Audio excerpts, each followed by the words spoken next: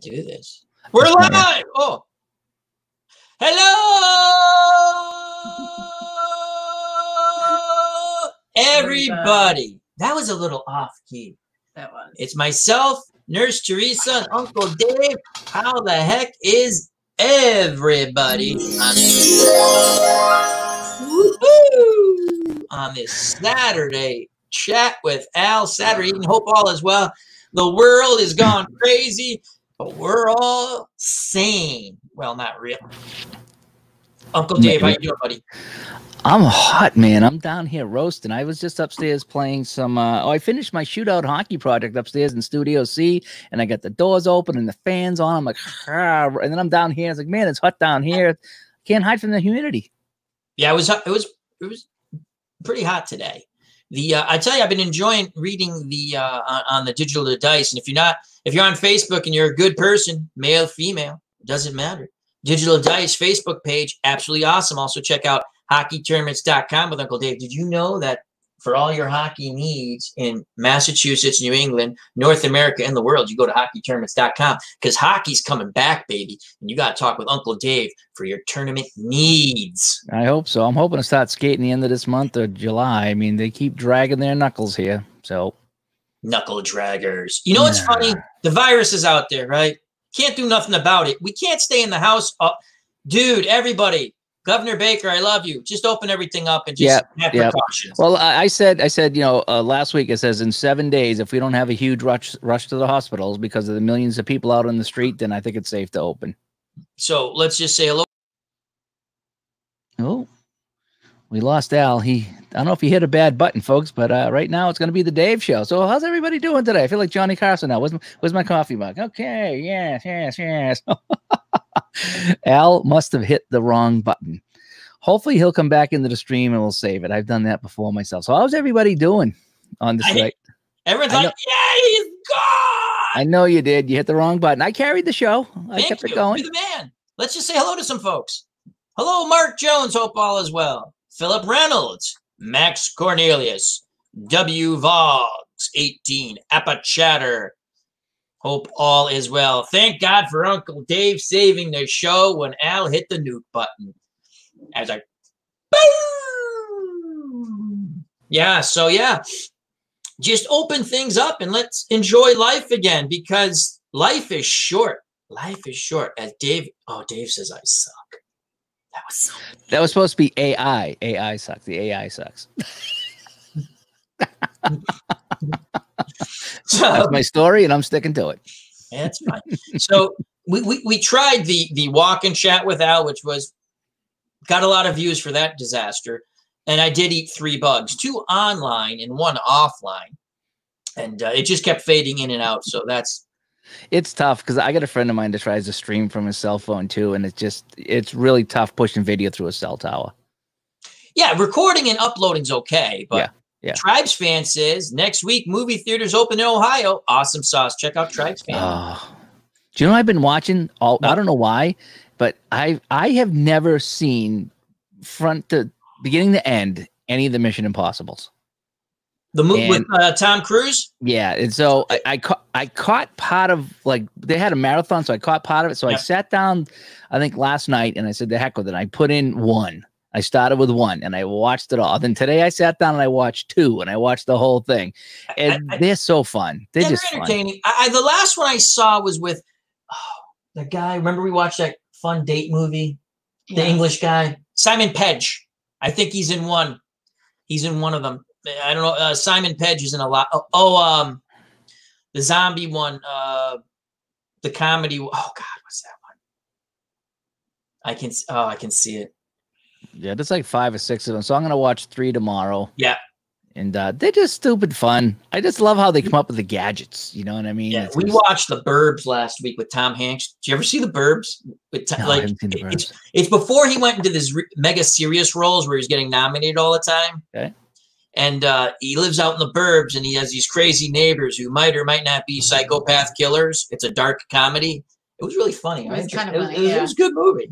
She had never seen it. I go, listen. I own it, but it was free on whatever Encore, I think, right? Yeah. And you just sit there and you watch. It was just so much fun to see you know, he's on vacation, right? And all he does is like, I think the neighbors are killing people. And he has his friend who eggs him on because he thinks the neighbors are killing people. And then he has a Vietnam vet who is Bruce Dern across the street, who has a young wife who thinks the neighbors are killing. And these three guys, Corey Feldman's the young kid who eggs them on. And it's a funny, goofy comedy. It's really, I'm not going to say you laugh out loud. You just sit there and you smirk because it's kind of funny. Yeah. I don't want to give it away, but it's an entertaining movie. And again, it's one of those Tom Hanks movies before he started doing Saving Private Ryan and all that. You know, he was kind of goofy. Yeah. He was very goofy. I mean, do you remember he did Bachelor Party? Oh, yeah. I mean, that's a funny movie. Yeah, that was good. And then he did, he did the Dan Aykroyd in him. Oh, yeah. Spies Like Us? No. Oh, that was Chevy Chase. That was Chevy Chase. Ghostbusters? Dragnet. They did Dragnet? Yes, he's in Dragnet. Where Dan Aykroyd plays Joe Friday, or the nephew of Joe Friday, and Tom Hanks plays like the goofball kind of. Even though in Dragnet neither guy was a goof. But he did Volunteers with John Candy, another great goofy comedy, where John Candy steals that movie though, where he's all pro-American, which is good. And then he gets brainwashed by the Chinese communists and he becomes one. It was just hilarious. The People's Republic of, so got a few more people in here. Life is short and marriage is like a deck of cards. It ends with a Enjoy life, my friends. That's all I say. So, Dave, we're just going to do a little tabletop sports talk. Okay. And then we'll let you bring up a subject and we'll let you talk about the bunnies. Al's Wild Kingdom in the backyard. Yes. We have Wild Kingdom in the backyard. We might have a pregnant rabbit. I'm not sure. We have a pregnant rabbit. We have a pregnant rabbit. We got rabbits all over I got to keep my dog away from them. Yeah. So, yeah. So, you've been playing shootout hockey, which you've played, and you've been playing the one Hockey Blast. Yep. And you tried Apba hockey, and you've talked about them all. You put up videos and talked about with Uncle Ron and stuff. Every time, just my opinion, because I know how you feel sometimes. When you get this game and you're excited about it, and you're sitting there going, no. And I buy plenty of games, so I know that. And I find myself going, I don't care if I spent money on it. I'm not playing it because I think the thing is, Al, is that we have these games that we like. It's almost like a pair of shoes. You buy a pair of shoes or a pair of sneakers, you're comfortable, and you put on something else, and it just doesn't feel right or whatever. And that's kind of what's going on with some of these games here that I'm playing. It's just like I like how this game or these games do it, and this game does a little bit different. And so the Hockey Blast thing, that's like I'm warming up to it, but I continue to get tripped up because there's all these other things going on that no other game does. And it's like learning a new language. And as soon as you think you can speak fluently, you come up and it's like, I don't know how to say that. Yeah. And so I did everything was fine until I did the video. 4 tries it took me to do that video of that one period. It was the 4th attempt. I still don't know if I did it right. And I got through it and I was like, I'm stopping here because I'm going to have to really go back and learn how to play this game some more. Even though I played it a whole bunch and I thought I had it nice and smooth, and then I didn't. And that's how that game is. That game just keeps throwing curveballs at you. It's like, okay, what is this again? What does this do? And flip. Okay, what is that now? What does the chart say? It's like, it's again, I don't play the I think those are play.com games, correct? Yeah, yeah. And there's nothing wrong with them. I watch a lot of people on YouTube play them, and they have a fun wrestling game. I've seen the baseball game. Epic Dave. Dave Little does a great job with it. They're very different. Like Uncle Ron says, they're kind of board games for sports. Yeah. And they're not really sports sim games in the traditional sense, And I don't mind it, but I did feel better when there was one guy, I won't mention his name, but he plays a ton of this. And I was watching one of his videos and he was getting tripped up. And he's just like, well, not sure what to do. So we're just going to have a face off. And I felt better. That's like, well, here's a guy who I consider an expert. And he's still having problems, so I don't feel so bad anymore. Now, the Apba hockey, That was the best one when you sit there and go, if you're going to call it this, then call it that. And I agree totally with you. I personally went into that cold, but purposely. I said, okay, I've watched some videos on it, but it's been a while. So I played the baseball. The baseball flowed nice and smooth. I had no issues with baseball, but I said, let me try it. And I did the first face off, and I went to the first play, and it said defense check or something like that. And I looked at the card, and nowhere on the card did say anything about defense. And I read the instructions over. It's like, what does it say? Is there a D for defense? It was intimidation, I think you said later. No. Do you know what it actually was? Is when I finally watched Dave S's video. Yep. When it has the player name and has their positions, next to the positions, there's a number. Okay. Yeah, that's not a... How would I know that? Unless someone told me. And I looked in I read the rule book. I kept reading it. It's like, in there. It's not either I skipped over it or I didn't click, so that was the first play. And then then I'm looking, and it's like this, it's got, it's like, the puck goes in the corner. So now you look at this card for defense, and you check his defensive corner rating with the offensive corner rating. And it's like, oh my God, just seeing like every little step of the way you're looking at something. I don't know if I'm going to like that. And again, I've never played it. And there was someone on the Digital Dice face group page who put up like cheat notes that he uses, which was interesting. Again, I read it. I read a lot of stuff that's on the Facebook groups I belong to, because I find them interesting. I like following people's projects. But to me, and I listened to you say this before and now, that I don't want sometimes every little thing, not with card and dice, not with it, because it slows. And some people like that, and that's cool. Some people love it too. Yeah. Myself, I like a good medium pace game. Give me a little bit of stats. Give me some highlights. Let me get through the game in 20 minutes to an hour tops. Yeah. Anything beyond that, and it's like I was just sitting upstairs. I just finished the tournament up there. By the way, the Washington Capitals won the tournament. That was kind of funny. Oh, yeah. I was rooting for the Maple Leafs once upon a time. I was too. Yeah, the Maple Leafs won. So here's how that went. So I had 19 teams. How do you play a tournament with 19 teams? So I played a game. Give someone to buy at some point. Couple of buys. Well, what I did is I played the first game, and the loser, I think I threw him back in to play somebody else just to give them a game. You know what I mean? So I gave him a second chance. And then when I get down to it, I get down to the final five, I think. And it says, I'm just going to play, and then I'm going to throw a loser back in to play somebody else again, whatever he did. So I got down to the final three, and I was like, now what do? I got 3 teams. So I said, I'm just going to have them play each other. And whoever wins... Yeah, whoever wins 2 games, whoever beats the other 2 teams is the champ. That's cool. Well, of course, what happens? Toronto wins. Yes. Then Toronto loses. And then the last game was like, it's like Washington, if they were down in the 3rd period, if they had lost, then everybody would have won 1 game. And I'm just like, are you kidding me? This thing is never going to end. Keep playing till someone. So I was going to go to a shootout just to get it over with, because at that point, but they came back, and Toronto lost in overtime. Washington, came back and won in overtime. So Washington won, and then Detroit and Toronto would take 2nd and 3rd place. Fun little tournament there. Yep. The games only took about 8 minutes. And there's something when you're playing offline, because I can play a game much quicker than when you're, again. Oh yeah. When I'm doing a stream, Theresa would tell you, I'm storytelling.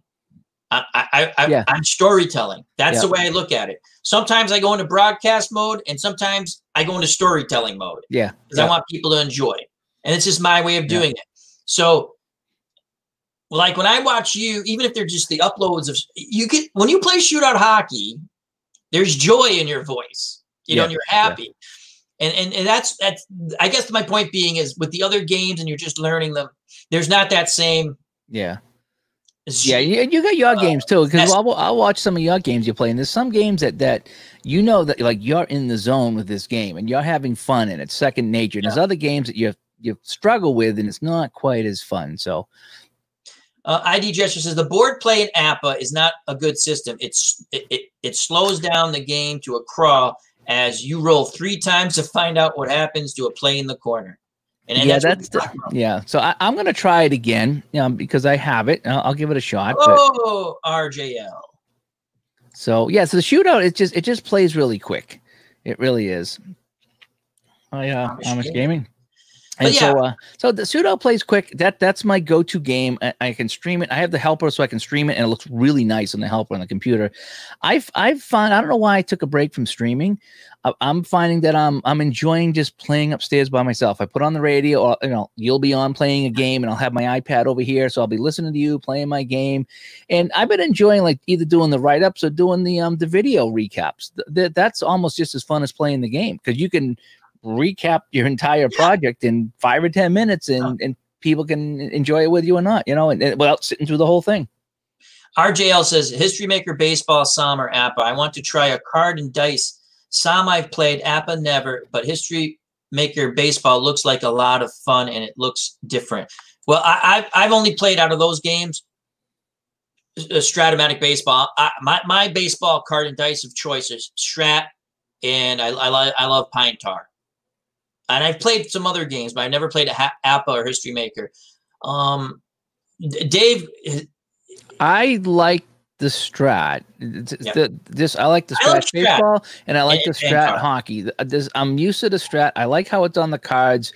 Very little checking on charts. The game flows for me. I had that epic 1980 World Series I just replayed with Kansas City and Philadelphia. It went 7 games. That was fun.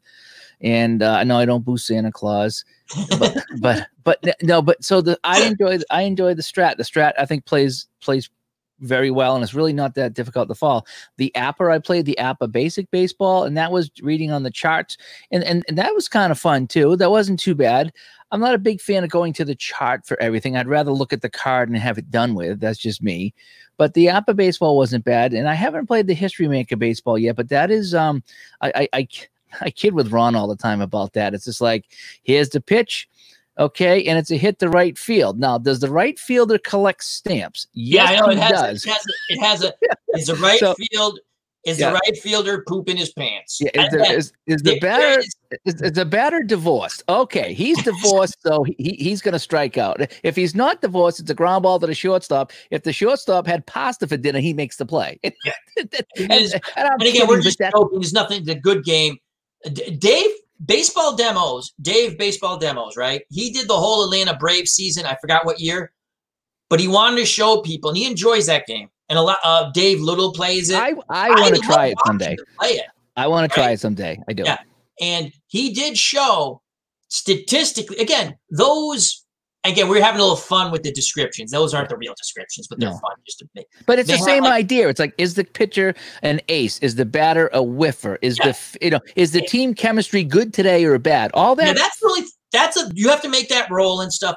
But the thing with the ace and is the batter a slugger? Again, I don't have the right terminology. There are the statistics behind it, meaning that's what makes this guy the character, I guess. And Baseball Demos did the whole Atlanta Braves season. His stats came out frighteningly very close. Good. So is from that accurate. Again, I've not played it. The play games are good. They are good. They're Apba Brian, if you want to know about Apba Brian does a wonderful job. He does tournaments and a wonderful presentation, so check that out too. And then we have our good friend Phantomatic. Hope all is well. Oh, that's Appa Chat. I started to get that. I started to realize that 13s were strikeouts and 1s were home runs, and 14, I think, were walks maybe. So I started because I played a couple of games, and the baseball was going really well. You know what I mean? I was kind of getting into the flow and getting to enjoy it the whole bit. The hockey was a real different animal, though. I was surprised at how different hockey was. Hockey's tough in a way because I think Strat does it. Again, I only have the Strat PC hockey game, so I'm not. But I've watched IDs creating his game. I've watched other people play different hockey games. Hockey Blast. I checked out Appa Hockey once. Like there's a vid, and I was like, yeah, not for me. Hockey I think Strat does it best because, and I think you explained it best because when I was playing on the PC or when I play on the computer, I'm sitting there going, well, what else? Because it does it like in intervals, like this is what happened in this time period. Yeah. So once you said that, I was like, it makes sense to me now. Yeah, that's what Uncle Ron said because I was playing the Bruins and it's like, okay, Bobby Orr gets the puck and Bobby Orr turns the puck over. Puck goes back to Orr. Bobby Orr turns the puck 5 times in a row. And so I was just like, Ron, what's going on here? Why is Bobby Orr so bad? And he's like, Patch is from Asia. Oh, Patch! What's going on, Patch? He's awesome sauce. Yeah. So it was Uncle Ron that said, No, he's not turning it over. It's just in that 40 seconds, somehow it went from Bobby Orr to the other team. And you can make up anything along the way. So we're going to talk about the rabbits soon, Nurse Theresa. Poor Nurse Theresa. Game-winning drive. I was sitting out, Archie, tonight. I got done my shootout hockey tournament, right? And I was okay, what am I going to do now? What am I going to play? And I come down here and I got all my games over here and I'm flicking through and I'm going through, do I want to play Downey Final Score? Do I want to play some Roberto Schiavini games? Do I want to play some basketball? And I saw game-winning drive and I pulled out the folder. I was like, boy, I'd like to get back to some game-winning drive. I got a bunch of seasons for that. That game-winning drive is really, really fun. Yeah. So Archie Charles just started a single elimination tournament, and I know everyone can see it, but I want to read it. 1972 NFL. I just finished my 1972 Action PC NFL. It's up on the channel if you'd like to check it out. Sweet 16. And we're going to start next out of the ballpark 1976 one and done tournament. So he's using game-winning drive. I want to see if the Dolphins can do it in a one-and-done format. Well, Archie, probably. That's all I'll say. I'll leave it at that. That game's a lot like shootout hockey. That's kind of my sweet spot. Is the games that like shootout, like game-winning drive, like regular season basketball, where you can kind of bang it out 15, 20 minutes, and feel like you've played a game, All right. We're going to have to get away from sports sim talk just for a little bit. And we're back. And we're back to sports simulation talk.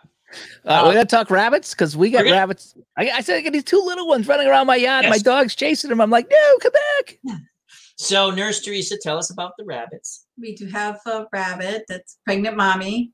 And the father comes around. There's a nest in the center of the backyard. Why are they? I'm going to upload the video because it's literally in the center of the yard. Dave, I'm sitting there going, why would you choose the center of the yard? We have a hawk that's like the size of... Yeah, it's going to be a field day. I mean, it's going to be like... But did you ever see the video on YouTube about the family that nursed the rabbit back to health? And they said, what a coincidence. It was like in the wintertime, there's a little snow outside. It's not going to end well, They nursed the rabbit back to health, and all the kids are there. It's like, okay, they open the box, let him go. And the rabbit jumps out of the box and starts running away, and a hawk come down and grab the box right in front of all the kids. And you're just like, what are you doing? Put him in the woods. Don't let him in the backyard in the snow. That is a killer. Hello, Sports Time Machine, our good friend Utah Mike. Check out his wonderful channel. Todd B, always posting basketball in our Discord. Love it. Yeah, what game is he playing? That's replay basketball. I've looked at that over and over. It's actually here's the thing. You can download the demo and play a third of the season just over and over again. Okay. It has a nice flow to it, but because I've invested, well, I can't play. I'm not going to get into it. I can't play my Strat basketball on my new PC. I got to play on the old one. That pisses me off. But I've invested so much in the other couple of games, and now I regret it because I went with Strat or replay basketball, and I chose Strat because I played Strat basketball's fine. Card and dice game, which I still have. It's a long game. It's a long game. Yeah, it's pretty fun though. Yeah, I I was looking at too is the hoops basketball. I was looking at that, but which one's that one? That sounds familiar. Oh, is that the one? It's like a spreadsheet and cards. It's a half cards and dice, half PC, but it's like this. Its screen pops up, tells you what, and disappears, and the screen pops up and disappears, and the screen. And it's like, I'm epileptic. I played a little bit of it because you can download the free demo. Yep. I didn't care for it. I didn't get into it. Nothing. My thing. I just wasn't my thing. But, all right, so back to rabbits. Nurse Theresa, go ahead. Well, no, you can talk about the chipmunk. Oh my God, we have Benito Mussolini chipmunk in our backyard, right? He chirps. Now, Theresa never knew. She goes, what's that sound? I go, that's Benito Mussolini chipmunk on the stoop from the balcony. If you know history, the balcony, they used to give the speeches from the balcony and rev up the crowd. Not even kidding. He's on the stoop. He's a chunky little Benito Mussolini chipmunk. And he's like, get out of my yard, get out of my yard, get out of my yard. He's like, da, da, da, da, da. Yeah, he's scolding everybody. And then he goes to the middle of the yard on the old stump and he starts. And then I hollered at him. I was like, shush. And then the first time he did it, he ran away. The second time he did it, he was trying to run into the house. I was like, I'll take over the house too. Oh yeah. Yeah. We got him over here. They used to run from us. Now they turn to give us the finger and run. Yeah, exactly. Yeah. No, he was darting into the house. He's hilarious. he sits, he lives over in the corner of the house with the gutter thingy.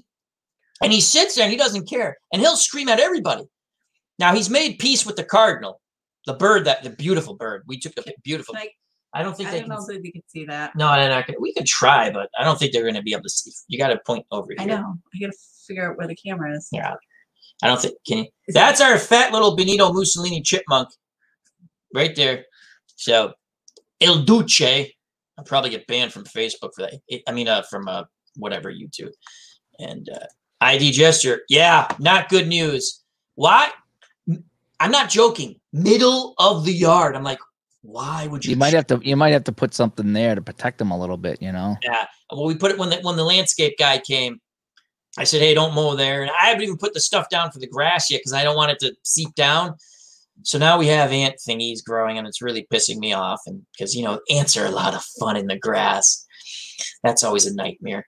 But yeah, we got the rabbits, and we have the squirrel. That's just he comes over and he's like, hey, what's going on? Any food? And now we have the peach tree. So the peach tree, they're going to destroy that tree. They always do every year. They're just like, they think it's a smorgasbord. The chipmunk got one of the baby peaches and had it. Oh, he's a jerk. On one step, and then he's on top of the other step. He literally puts it like, look what I robbed. This is mine. And he sits right on the back stair, whatever that's called, the back stairs, and outside. And he sits there, and I'm looking at him going, you already took one. He's like, yeah, it's mine. This whole yard. He doesn't care. Like, he looks at you. Is mine. I let you live here. He gives you that look. I'm like, get off my stoop. And he's like, they're hilarious. I'm probably 3 or 4 miles from the ocean where I am. It's between 2 and 4 miles. I forget how it is. Maybe 2 miles as a crow flies.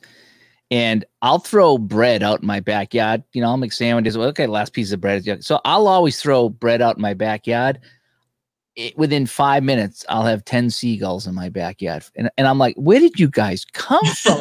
I'm miles away from the ocean. I mean, I'm close, but I'm not that close. How do these seagulls see these things? Dave threw some shit in the yard, guys. It is. And these things are big bastards, too. And they come flying and they start fighting over it and stuff. And all the other birds are like, what's going on here? Get out of here. Go back to the ocean.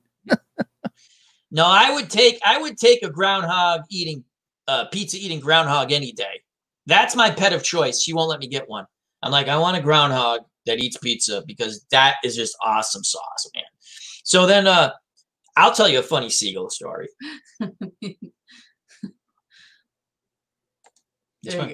No. I don't know if you have it yet. Todd B. Well, look at this. Apba Brian's dad is a rabbit whisperer. That's cool. Watch my dad corner a rabbit, gently approach it, and snap its neck. No, he didn't do that. Let me just say, approach it, and the rabbit let him pick him up. Wow, that's pretty good. Our guys are fast. We can't catch him. I couldn't catch him. Trade it. We have the groundhog in our backyard. I've named it Bill Murray. That's funny. Yeah, I'm not saying it. It's just, and we got Sportsman Z. Hello. Check out his wonderful channel. Your seagulls are anorexic. Come to the clam bake in Scarborough and see what I mean. They eat French fries in Maine. Oh yeah, yeah. If I get onto the beach, they're loaded, But yeah, I started to use so I was playing Strat Basic and I was watching some of Sportsman Z's videos on how he incorporates advanced stuff into the basic. And I started to do that, and then Uncle Ron convinced me to go full advanced. Advanced isn't hard. It's really not as bad as I thought it was going to be, and I'm enjoying it. It's fun. You have 2 charts still. 2 charts. Yeah, there's some things that it does really cool, like on the hits to right field. If you want to send the guy, and you roll the dice, instead of the guy being out, he just goes back to the base. I thought that was pretty cool. I mean, if you roll a 20, he's out. But I still think it was neat. It's like, oh, I got a 1 in 15 chance, and you roll a 16, the guy's like, yeah, I'm gonna stay at second base. I don't want to go. But so it's kind of cool. Oh, and the first game I played, I've only played one, but I had a home run check, and I had to see if he was a normal hitter or a Sally, whatever the other one is. Okay, and he was a normal hitter, so we got the home run. So I was like, oh, that was kind of cool too. I enjoyed some of these little wrinkles they put in. So I was gonna use I was gonna use Sportsman Z stuff because he had some really good ideas. But I was like, well, let me just see if I can go full advanced. Nothing wrong with the basic game and adapt. No, the basic game's great. Some advanced rules, or advanced and modding it with some super advanced rules. Nothing wrong. Play the game the way you want and enjoy it. That's the one thing and we'll talk movies. That's all right. That's the one thing that's frustration when you're playing a game, you're playing it wrong. Well, unless I'm having the Red Sox get a home run every time up, I'm playing it the way I want. Right. Yep. And as long as I'm in the general vicinity, in the rules. My other pet peeve is when someone goes, that's not who closes out or who does this or who does. Dude, I'm just playing the game. The way I play a strap tournament card and dice, I line up the ERA guys in the bullpen. Right? And I'm bringing in the best ERA guy. That's the way I do it. If it's not the Red Sox where I know exactly everything, and yes, I can tell if the guy has more saves, that's the closer. But guess what? He had a 4.5 ERA. I either bring in somebody that I know or just a random dude. Like when I played the KC Philly series, I knew Tug McGraw. Yep. I didn't know, and I knew on the Royals, I knew Dan Quisenberry. Yeah, Quisenberry was But I brought in this guy. I never heard this guy Patton. I never heard of this pitcher Patton for the Royals. Never heard of him. Red Sox in the early 70s. He came in the ninth inning and he got 2 strikeouts in one of the games to save the game for the Royals, and that was kind of cool that Patton won the game. So it's just fun stuff. So, Nurse Theresa, we're gonna give. What do you want to talk about? You can't do this. It's a lot of dead air right now. It's a lot of dead air. And now we need. We can talk about what we do. Start week. This is what we watch on Sundays. We watch Wicked Tuna, which is out of Gloucester, Mass. Ton of fun. I watch it like a sport. Our favorite thing to do is to try to guess the price of the tuna. Oh, really? It's fun to watch. I never thought I would watch a fishing program. I've never seen it. It's right up the road from me, too. Yeah, my cousin, he's a lobsterman, he docks. I go, he knows some of them personally, right? I go, and I ask him, how's this guy? How's that guy? He goes, I'm not going to. There's a character on a few years back who now fishes with his sister. They kind of made him, they wanted him to play up a jerky role. He goes, he's really a nice guy. He's not, I mean, he did have animosity, but they wanted to play it up. But it's funny because I told you the pinwheel, that's the name of the boat. And he's fishing with his sister, so he never yells at her. It's hilarious. Like he would have mates that he would just scream at before. But because it's his sister, who really fishes well, except that one week she was awful. She was like off her game. Because you have to catch the tuna, dart the tuna, bring it to the boat, and you got to tail wrap it. And they sometimes, remember they battled it 9 hours. Right. And again, they shorten it. They gave you the thing, but it's a fun show. The other thing we're looking forward to watch is Shark Week. Shark Week. Who here doesn't like watching sharks eat stuff? I love it. The funniest thing? You remember Snuffy the Seal? Snuffy the Seal. It was a commercial. It was Snuffy the Seal. It sounds familiar. They had a few years ago. They had Snuffy. We're gonna release him back into the wild, and they're lowering him in the net. And right before he got to the water, the great white come up and grabbed it. It was Shark Week. It didn't really happen. It was funny though. I remember that. I'm sure. Shark Week for Snuffy. That was awesome. And everyone's like, Shark Week's been around forever. I remember watching that with my grandfather. They had one Shark Week that went PC one year. It was hilarious because I sit down, grinder, chips, popcorn, beverages. I mean, I took the next day off because I'm at the first day of Shark Week on a Sunday, or my vacation was starting because, it comes in like in August or whatever. I'm sitting there going, I'm all excited. And I'm like waiting for the sharks to eat stuff because that's why I'm watching, and to scare the crap out of people. And it's like, first guy comes down and goes, sharks are really nice, and there's nothing wrong. I'm like, what? Okay, what's the next one about? And like after 3 episodes of the Love Fest, I think I remember that, and I was just like, exactly. They had the word magic. Now this is how I pictured it when at Discovery. Can we just go back? I mean, this is like our ratings bonanza, and it sucked. We go back to the sharks eating crap or pretending to eat crap. That was the worst shark. And the next year it was like, we got sharks and they're eating stuff. And it was like, yeah. And they're mad. Yeah, you remember that shark? It was horrible. I remember started watching one of them. It was a very soft take I on like the this sharks. is like Hug a Shark Week. What is this crap?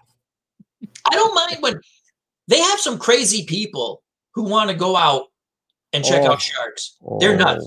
They had the guy from South Africa come to Cape Cod, where there's a lot of great white sharks. Be careful.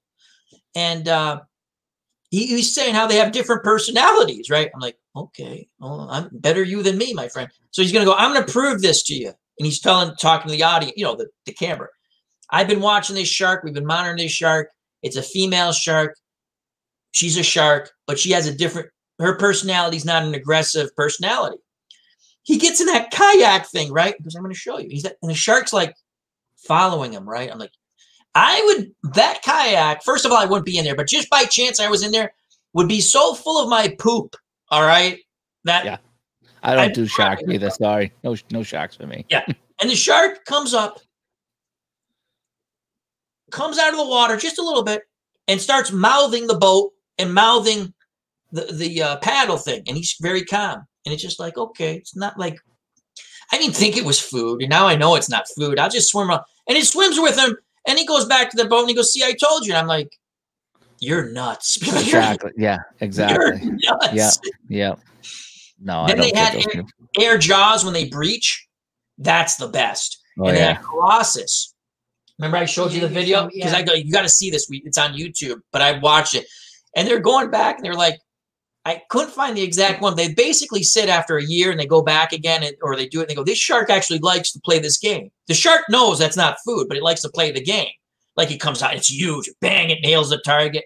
I go, and they call him, he's a camera ham, or a hand, like camera hog. And he just likes to play the game. And you just watch it. It just, the shark comes up and like, he's always like, when the camera's like looking at the camera. No, thanks. Yeah, not for me. But I do like Shark Week. That's probably Shark Week is good. I like Shark Week. It's just fun. There used to be a house flipping show based in the Boston area. I don't know if you remember that. The two guys, one guy was an ex-firefighter, and it was the two brothers, and they had like a Long Island accent, but they were up here in Boston. They would buy houses and flip them, and they would fight and argue a whole bit. If you remember that show at all, I forget what it's called. I don't know if it was Flipping Boston or whatever it was. I ended up running into one of those guys at a Red's restaurant. Yeah. Did you ever watch Wahlburgers? No, but I ate at a Wahlburgers right for the whole lockdown was like one of my last meals. They had a special of the day. It was a fish and chips, the best fish and chips I've ever had. Really? We're getting one where the casino is pretty soon. Well, I ate at the one over by Fenway. Was it good? It was good. They had that was again a goofy, fun reality show where the mother's running a restaurant with the brother who's not an actor, and basically the mother, the other two brothers drive the other brother nuts because they're also part owners and they open up the Wahlburgers and this and that. But that was always fun. The one I used to love Storage Wars. She'll tell you. I'll sit and watch like 5 That was all right for a while, and then it kind of ran its course. Yeah, but I used to enjoy Storage Wars. You got to watch this, honey. She goes, haven't you seen this 15 times? I know, but you got to watch this. It's awesome. I like Storage Wars. That was another. That was actually on last night. Yeah, I missed it. Well, I put on. It's on a different channel now, but yeah. It was fun for a while. I never thought I'd like those shows, but it's just, I don't know. You start rooting for them like a sport. You like people. It's like Laugh Olympics when I was a kid. I'm watching this cartoon, rooting for it like a sport. I'm a Scooby-Doo team guy, man. I want Scooby-Doo to win all the time. Laugh Olympics. South Park. Oh my God, we just watched. South Park is brilliant. South Park can make political statements and just be funny, and they're right. They're dead on, whether this way, that way, whatever statement they make. If you're a normal human being, you sit there and they go, yeah, that's right. They make fun of everything and stuff. Yeah. Oh, so you want to see the picture of the fish and chips? Yes. I'm gonna share. Do I have to do anything? Yeah, you got to enable my. Oh yeah, I see. Yeah. Okay, here we go. Look at that. Ooh. I mean, that's Wahlberg. I mean, I mean, that was unbelievable. The tater tots, I mean, they were just tater, but they were good. The fish was so good. I mean, even the coleslaw there was good. And I was like, holy, I mean, she got a hamburger and she's like chowing my fish and chips. I'm like, get out of here. I mean, this is really good. But so I would absolutely go back and get that again, but it was on a special. It was on a special, and I don't know if it's coming back. You know what's funny? I gotta tell him now, right? Go ahead. I gotta tell him. So I'm like, hey, you want to do 99? Because we didn't feel like cooking yesterday, right? No, and we planned this earlier in the week. We're like Friday. Friday, we're not gonna cook. You know, we're just gonna. So go ahead, you take it over. So Friday, we're not gonna cook. He found a gift certificate to 99. Yeah, it was hilarious from 4 years ago. So like, there we go. Perfect. Perfect. We'll get our fish tacos. He calls as he's ready to come home. They're not making them. We're at a limited menu. I'm like, can you just stick when you do fish and chips? Yeah. Can you take the fish and chip, wrap it around in a taco, and put the thing in? I felt like I was, you know, like what was that movie where Jack Nicklaus goes, Can I have some toast? Yeah, no. Toast. Can I get a tuna sandwich toasted without awesome. the tuna? He went through this whole thing. That is, if we could show it. Oh, the other thing I think we're going to do, and I just want to tell the chat and yourself, Dave, because I wanted to have you back on a lot of times because I love you make it's happy when I'd like to move this to Twitch because we can play music, we can show stuff, and we're not going to get whammy. Now, grant you, we can't replay it later, but I don't care. Right. That's not what this is to have fun. Yeah. So we're eventually going to move this to Twitch. And we can play music. We can show video. Like right there, I would love to pop up that scene.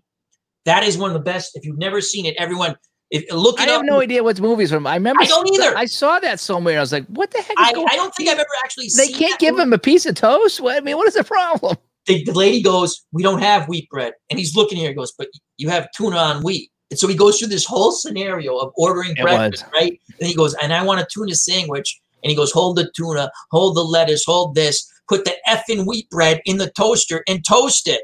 Is that it? The movie right there? Clinton, 5 EV pieces. Yep. I think that's them. Thank you, Clinton Parks. And we have Glenn Perot. How you doing, my friend? Yep. Clinton Parks at 5 EV Yep. pieces. Excellent. I've never seen the whole, but that scene's awesome. That is just like. It was a funny scene. That's almost like, have you seen One Flew Over the Cuckoo's Nest? When he's talking about the World Series and they won't let them watch the World Series in the nut house? Nurse Cratchit, who's really a bad human being. She's a teenage. Was that South Book? I watched Major League 2 the other day too. That's not bad. Major League 1 is pretty good. It really is. Oh, Dave, you posted a picture on Facebook group Digital Dice. I don't know if you have it or you just saw it. It was like the Charlestown's Chiefs little. Oh my gosh! You have that or did? No. I'm in a tabletop hockey group. You know, like the old rod hockey games, table hockey. Like the sliders.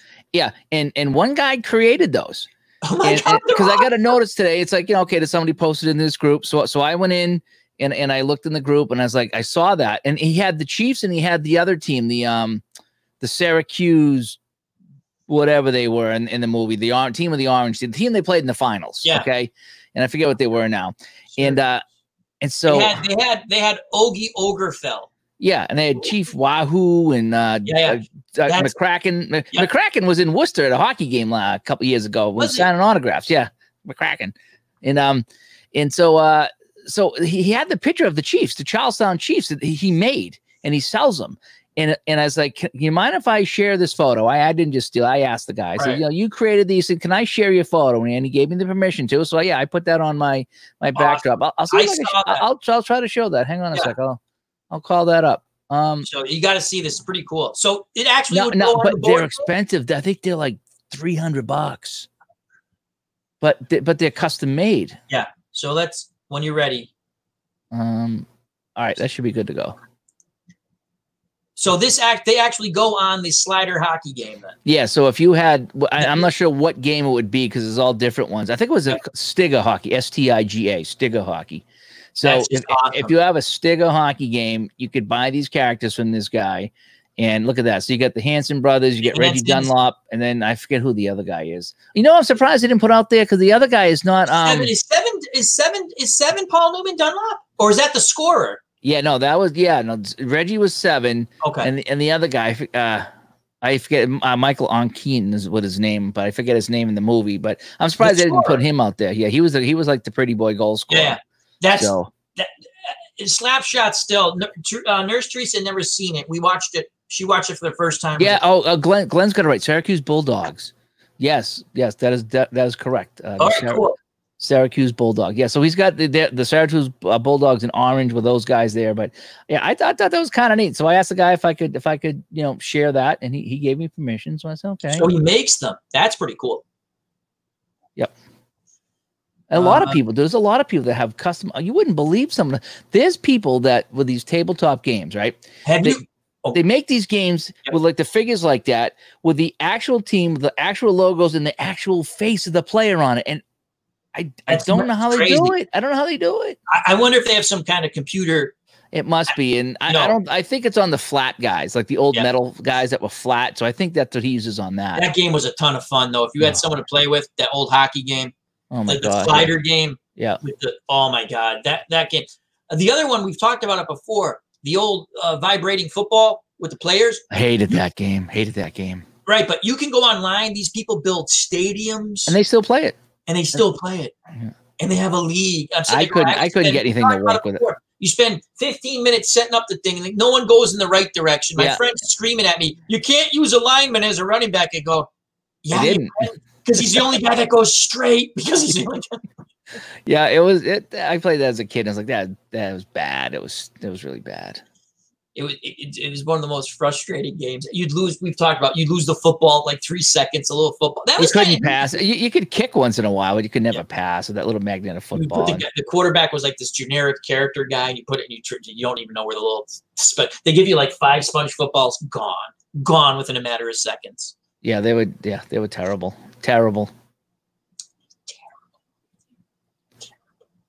So for you messaged me tonight. I was upstairs. I was trying to figure out what to play. So I ended up pulling out the Strat Hockey. Yes. And I was going to play the 69-70, some of the teams from 69-70, because I just did that.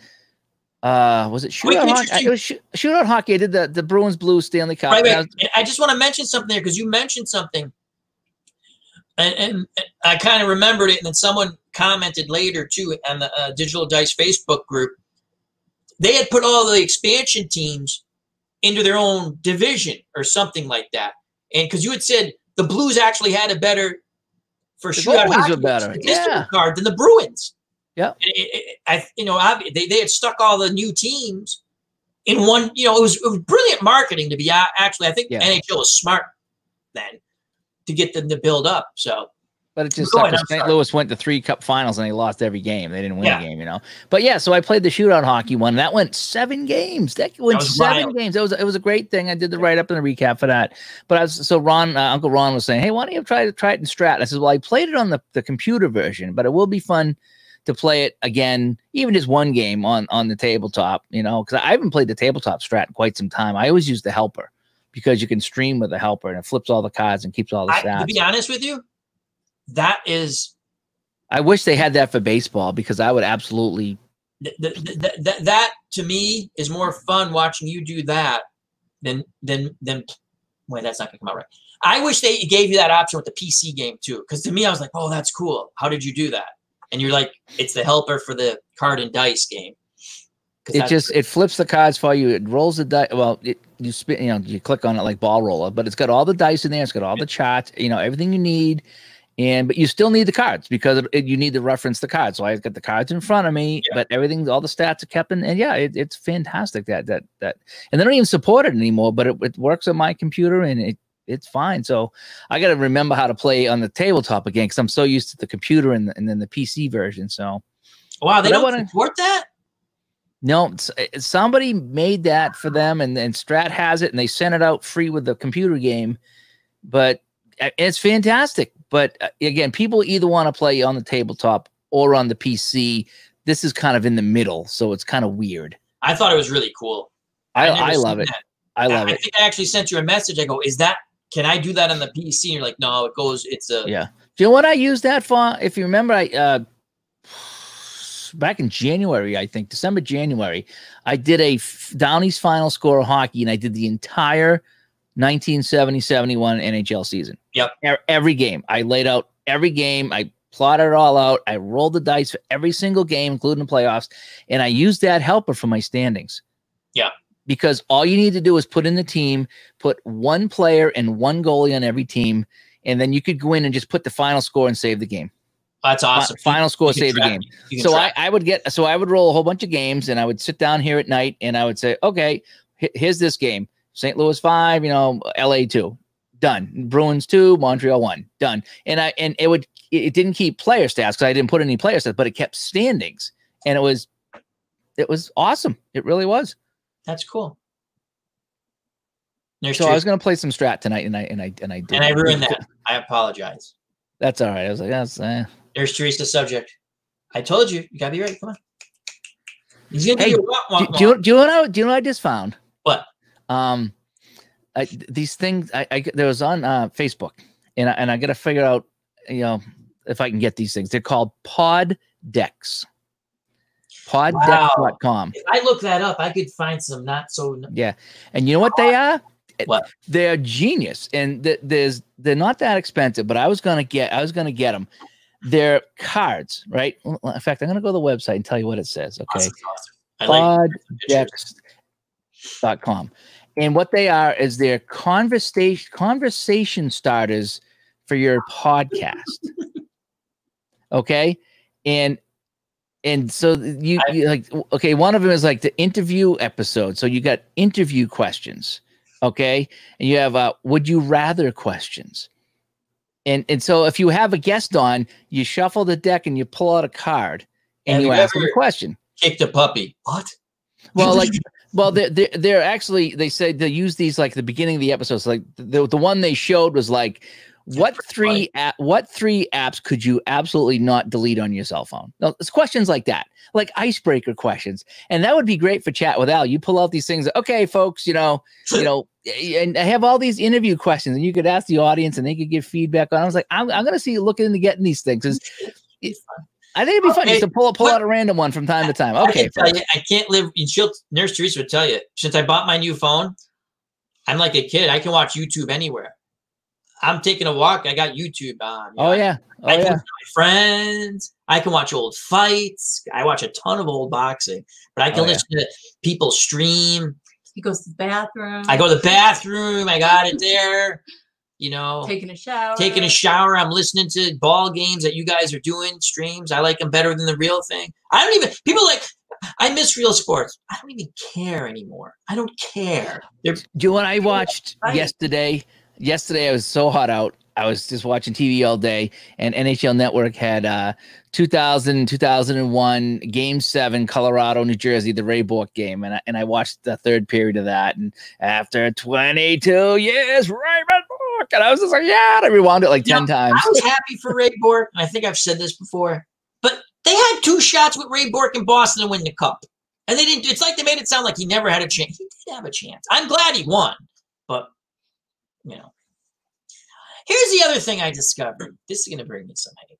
I'm not going to miss Tom Brady. I'm really not going to miss Tom Brady. Not going to miss him. Anyone who sits there, the whole avocado ice cream just pushed me the wrong way. I just telling people how to eat and live. Just let people eat and live the way they want, Tom. TB12. Let's put it this way, Al. This guy is 42 years old, and he's still one of the best quarterbacks in the league. So I think he knows what he's talking about. Sorry, I do. I'm a Stidham guy now. Bring on Stidham. But I don't care. I'm going to be honest with you. I want sports to come back. I don't think baseball's coming back unless they cut a deal today. And I don't know. They probably will. I don't think the owners really want to come back, and I don't think the players really want to come back. Just my opinion. Again, I don't follow it. To be fair, if you take the money off the table, the hoops they're asking these guys to go through, I wouldn't play. Yeah, there's a lot of goofy things. I wouldn't play. Just let them go and play and do their normal thing. Just at this point, I mean, you're talking about some of the most healthiest people on the planet playing professional sports. These are not the people dying from the virus. Nope. So even if one of them had it and played with it. Nodding her head every day. But what I'm saying is, every day. One person got it, we got to shut it down. No, you don't. You could pass it around to every guy in the team, and no one's, if some guy's not feeling good, go home. But, you know, these people are going to fight this off. Yeah. Okay? Just from the data that I've seen, if you're not 80 in a nursing home, you're probably not going to die. You might even know you have it. So these are not the people to protect. But they're saying no spitting. You can't sit in the dugout. If the guy throws the first, you got to get rid of the ball. You got every pitch is a new ball. It's like, yeah, it's forget ridiculous. It. Just I would have been like, forget it. I'll take the year off. When we get over this crap, forget it. You know.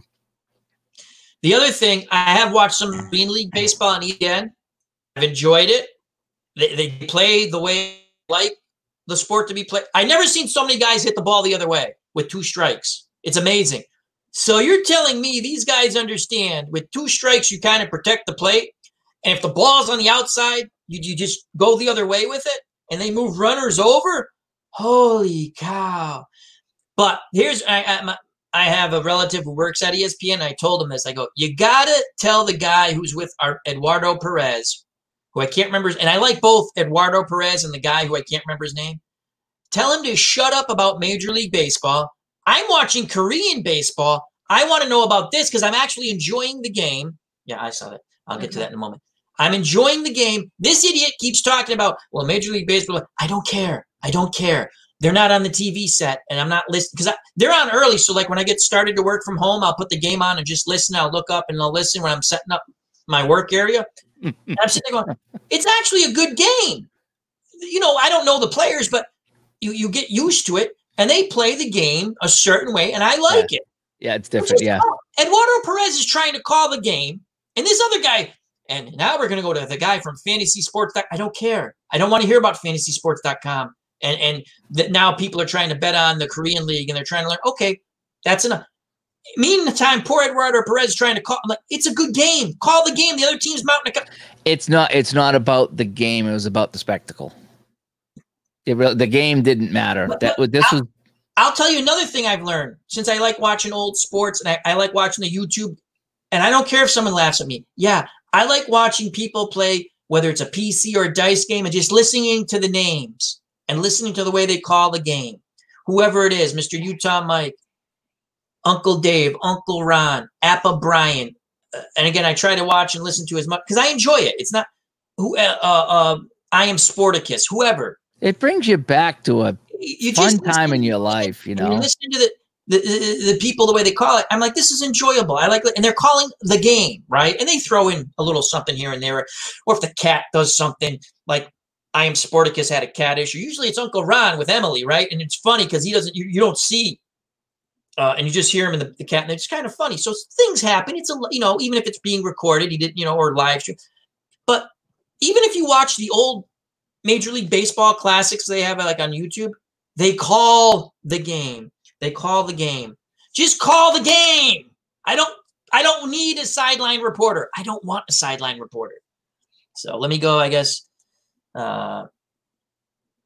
Johan Oliver, I love sports, but surprisingly, I don't miss it. Plus, we don't need sports to move civilization forward. I just want something to pass the time. When it comes back, it comes back. I'm not going to get into the football now because they've already gone into their craziness. So you know what? I stopped watching the NFL for 2 years, and I came back last year. Guess what? I can stop again. It's tough to watch the NFL because it's just it's so inconsistent with their calls. You know, that's the problem that I have for the NFL. It's just, and I'll watch a game as a neutral fan. I'll watch a game. I don't even care who wins. And it's just like, it just gets wrecked with penalties and the officials come in at the wrong time, and both teams are bitching about the officials. How can officials screw both teams out of the game? That's what I don't get. Here's the thing. They've changed the rules so much to advance the offense. The game, you just wait. Every time there's a pass downfield, right? You just wait for a flag. You're always waiting for a flag. Yeah. Is there pass interference? Is there holding? There's way too many flags. Go back to no blood, no foul. Yeah. If someone was holding on a run play on the opposite side of the field, which had nothing to do with the play on the other side, just go over to the guy, go, listen, we saw that. Don't pull that crap again, or we're going to throw the hanky on you. I think you're right. If it's somewhere so far away, it's like, why bother calling? It had nothing to do with the play. The guy got a yard or 2 yards that didn't, you know. I like that idea. Maybe they need to put that in, that if the play goes to the right and he gains a yard and the guy's being held on the left, it didn't affect the play. Well, here's my point with that. And Bart Ewing, hello. They're talking Tony Kubek, shortstop for the Yankees in the 60s, early 60s, I believe. They run the flow of the football game. Now, I know that not the XFL, but there was one prior to the XFL that I was actually enjoying. And again, they had some nutty rules. And even the XFL, I was enjoying. Now they're not going to come back because they weren't making money and they don't want to do it. He doesn't want to do it anymore again. That's what I knew was going to happen with Vince McMahon. So, but the league before that, the one that folded just before they started, they were all right. They was all right. And all of a sudden, they can't pay nobody, and they're done too. But the games flowed. They weren't throwing flags. Let them just play football. I still think there's a market somewhere for either a alternate league or a minor league football league, because you can't get into a Patriots game. You can't get into a Giants game. So if there was a minor league team here in New England that played like on a Saturday or a Friday night, and the tickets were at $20 instead of $200, and you could go to a couple games a year and see football. I get what they're talking about with Tony Kubek. Yes, Tony Kubek. It clicked when I saw someone put Joe Garagiola. They did Game of the Week. I've been watching. Listen, it was beautiful. They just talked the game. A couple little stories in there that were entertaining. But to watch ESPN on a Sunday. Yes, honey. You're going to bed? I'm going to go lay down. Yes. Nurse Theresa, that's my sports talk. All right. I love you. I love you too. You want to see how 12 No, years? we're not doing that. God. Stop. I didn't even do it that hard. Ow. You saw it, everyone. She brutalized me. Anyway, Tony Kubek and Joe Garagiola, absolutely. The flow there. Bye, everybody. Bye. Bye. 12-year-olds. No. I think they would like to see that. It's funny. It's a funny gag. Oh. No? No. Oh, I tried. I tried. All right. It's just me now and Uncle Dave. And sports for hours on Can we talk rabbits now? Yes, let's talk rabbits now. She'll be back when we talk rabbits. She might show back up. But I know. the nurse board, she made The Great Escape. Great movie, by the way. Have you ever seen The Great Escape? Yeah, I've seen some. That was on the other day. Yeah. Steve McQueen at the end. I'm rooting for him. The first time I see it, I'm like, please make it over that fence. Please make it. And he doesn't. I was like, oh. Do you know what I saw the other day? It was That was good. I told you, The Great Escape. There was a recent movie that Brad Pitt was in. It was about a tank, and the tank got stuck behind enemy lines, and the big battalion came in, and they decided to fight it out. And I watched the last, and they got slaughtered. They took out half the 3/4 of the battalion, but they didn't make it. And it was really. I know what you're talking about. I just can't remember. I've not. I don't know if it was the raid or something like that. I forget what it was, but it was about a tank crew. What's going on? Dave S., good to see you, buddy. I was watching some of your videos again. You're kind of helping me maybe tackle the Appa hockey at some point. I think I'm going to really have to give that some attention. I really do. Dave S., he said, I think he's the best one. Yeah, he does. No. Yeah, no, Dave does. Like, if I'm in doubt, I go to his channel and I watch his hockey stuff. I really do. And so I started to watch the Appa again. And he's the guy. Remember I told you, like, what is the defense rating? Yeah. He's the guy that said on the card next to the position is a number. That's the defensive rating. Without him, I still wouldn't know. Fury was the name of that Brad Pitt movie. Fury. Yes, thank you. Yeah, that was good. Dirty Dozen. Yeah, Can't those go were wrong good ones. with that one. No, that was Jim good. Brown's in it. Cheyenne's in it. The big dude, Cheyenne, the guy who played the. God, I can't remember. We watched Cheyenne on what we used to. My dad loved watching Cheyenne before we watched that every day. The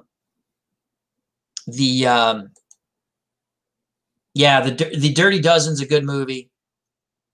Great Escape. They're all good movies. They're fun movies. Trying to think what was another. Inglourious Basterds was interesting with Quentin Tarantino. Dark but interesting. But they're good movies. But with football, just get back with sports a little bit, and we're going to go back to what's everyone's project. Anyone's projects going on? Wings on an Eagle. Wings of it. There was one with Clint Eastwood. No, who was it? Not Clint Eastwood. Michael Caine was a German, and they were going to assassinate Winston Churchill at his vacation home thing, like his little getaway. Oh, wow. I can't think of it. And that was a good movie. Kelly's Heroes, excellent. Oh, Donald Sutherland, Clint Eastwood, Don Rickles. There's so many people. The captain from the Love Boat is in that movie. Was that McLeod? Yep, Kelly's Hero. He was also on McHale's Navy. The captain on the Love Boat. So you could see how he went from McHale's Navy to the Love Boat. He had that Navy experience on TV. Hacksaw Ridge was a good movie. Hacksaw Ridge. Todd B just said that one. No, I just saw that. Yeah. Where the Eagles Dare. That's the one I think they're trying to assassinate, again, fictional. They're going to assassinate Winston Churchill. And at the end, they thought they killed him, and it was a body double. And the guy didn't flinch. My grandfather always goes, my favorite one was Where Eagles Dare. That was the one my grandfather always told me he liked. I think that's unless that's the Clint Eastwood one with Burt Land, with the other gun where Eagles Dare. Anyway, that was a good one. Bridge on the River Kwai, absolutely awesome.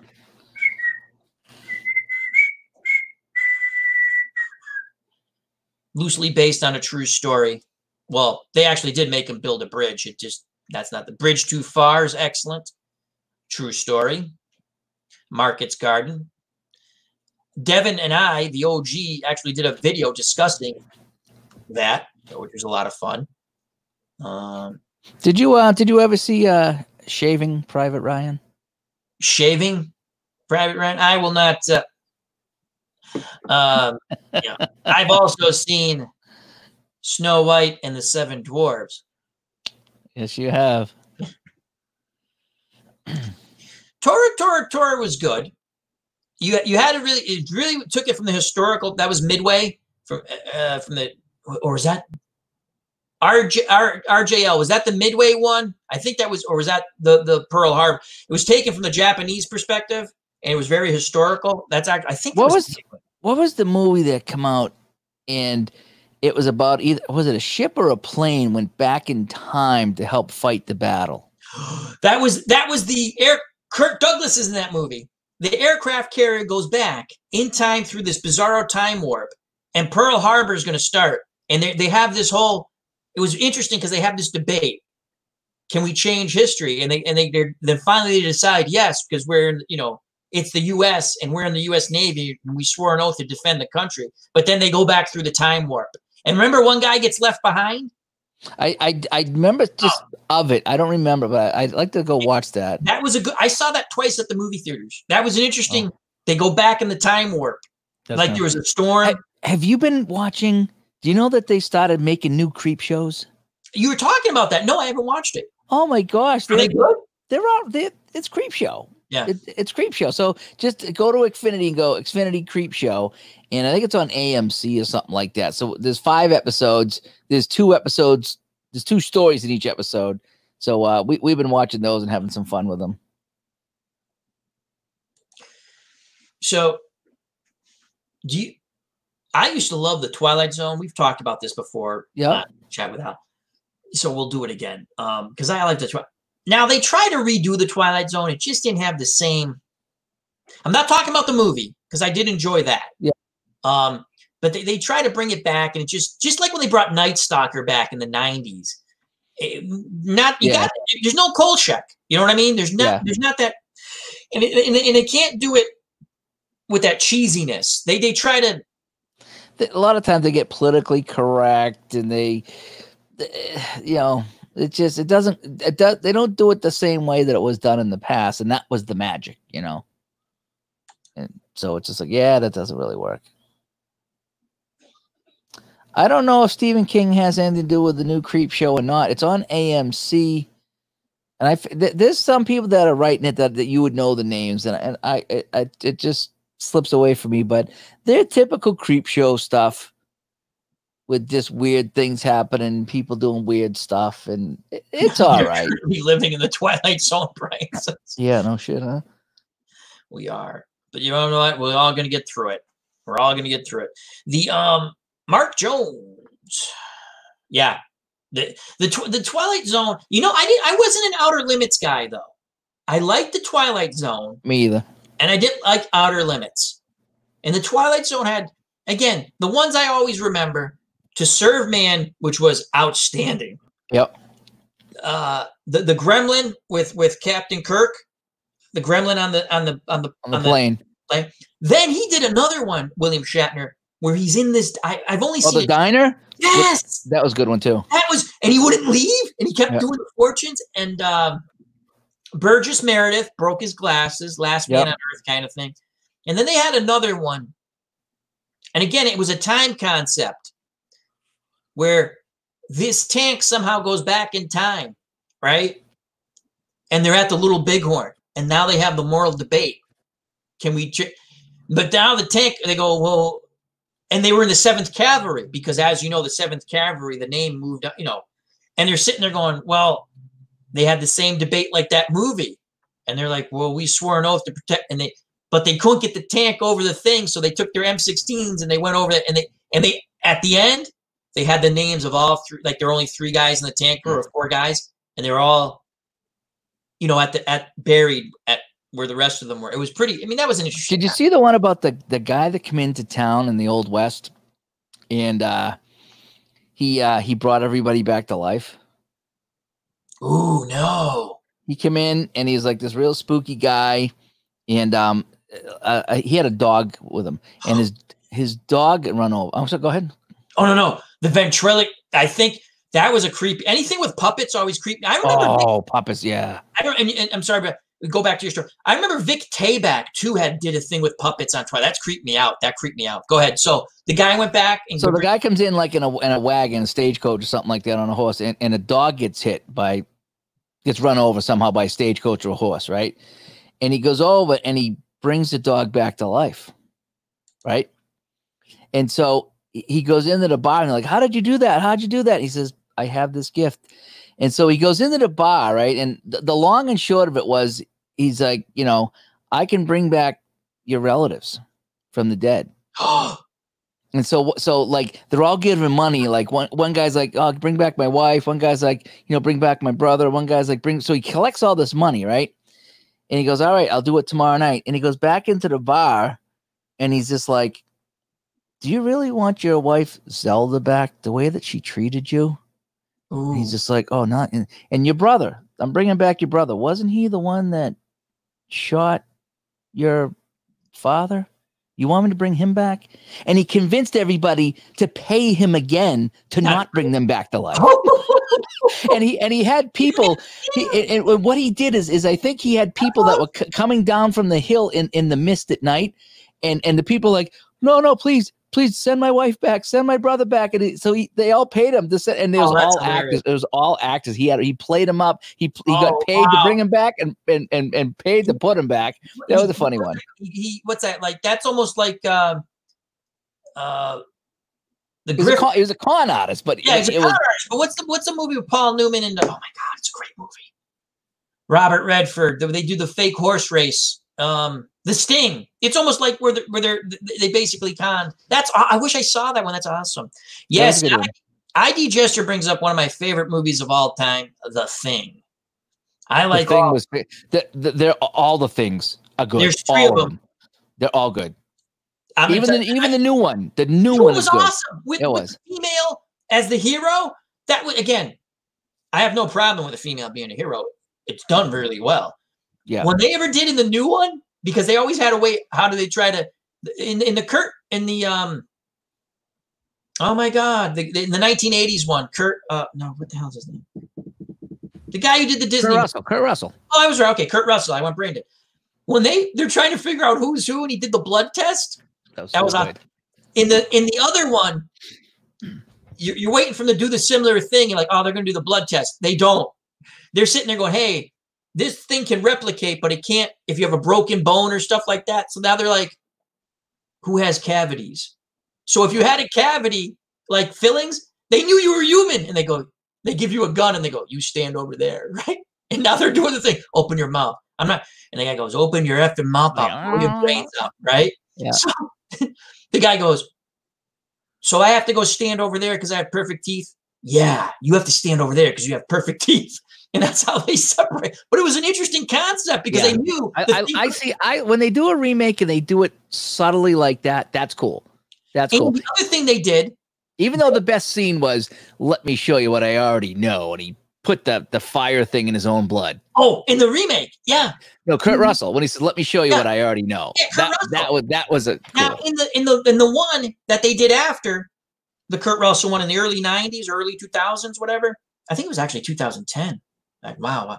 But they remember in the Kurt Russell one, they go to that science base that's all wiped out. That's where the prequel takes place. What happened there? It's those scientists and they're fighting, and it was a lot more vicious because they made more, and it was just so, and they ended the movie with the beginning. Remember when they're chasing the dog? Oh yeah. And the guy in Game of Thrones who played Tormund, the wildling, he's in the movie. You think he gets killed, but he somehow survived. And so his buddy lands the helicopter, doesn't know what the hell's going on. He sees like the place is ablaze, like a war zone, right? He gets out of the helicopter. He goes, what's going on? And the guy starts screaming at him because he knows his friend has cavities or fillings. He goes, open your mouth. And again, it's in Swedish or something, so you have to read because they made it more real. Like they're talking. The guy doesn't speak English, right? He goes, "Open your mouth, open your mouth." He goes, "I'm talking." He goes, "I will blow your effing head off. Open your mouth." What are you talking? He goes, "Open your." And he's looking. He grabs him. He goes, "You're good. We got to kill the dog." And they chase the dog, and that's how the movie ends. Freaking awesome! The 1950 version is awesome. The Kurt Russell version is awesome. And then the little prequel to the Kurt Russell is awesome. You're right. When they do a theme and they do it properly, you can go back and forth. And the 1950s one, Netflix had this documentary with a lot of horror directors, I guess we'll call them, guys, monster movies, horror movies. They always went back to The Thing. What got you into this sci-fi horror? And they go, The Thing. Yeah. And they were talking even with the guy who did all the zombie movies, George Romero, in this documentary, right? And they always brought up The Thing, right? And they go, and then the director who did the one with Kurt Russell, it escapes my mind. He goes, is that John Carpenter? Yes, he goes, what I loved about The Thing, the original, when I was a kid, everything was behind a door.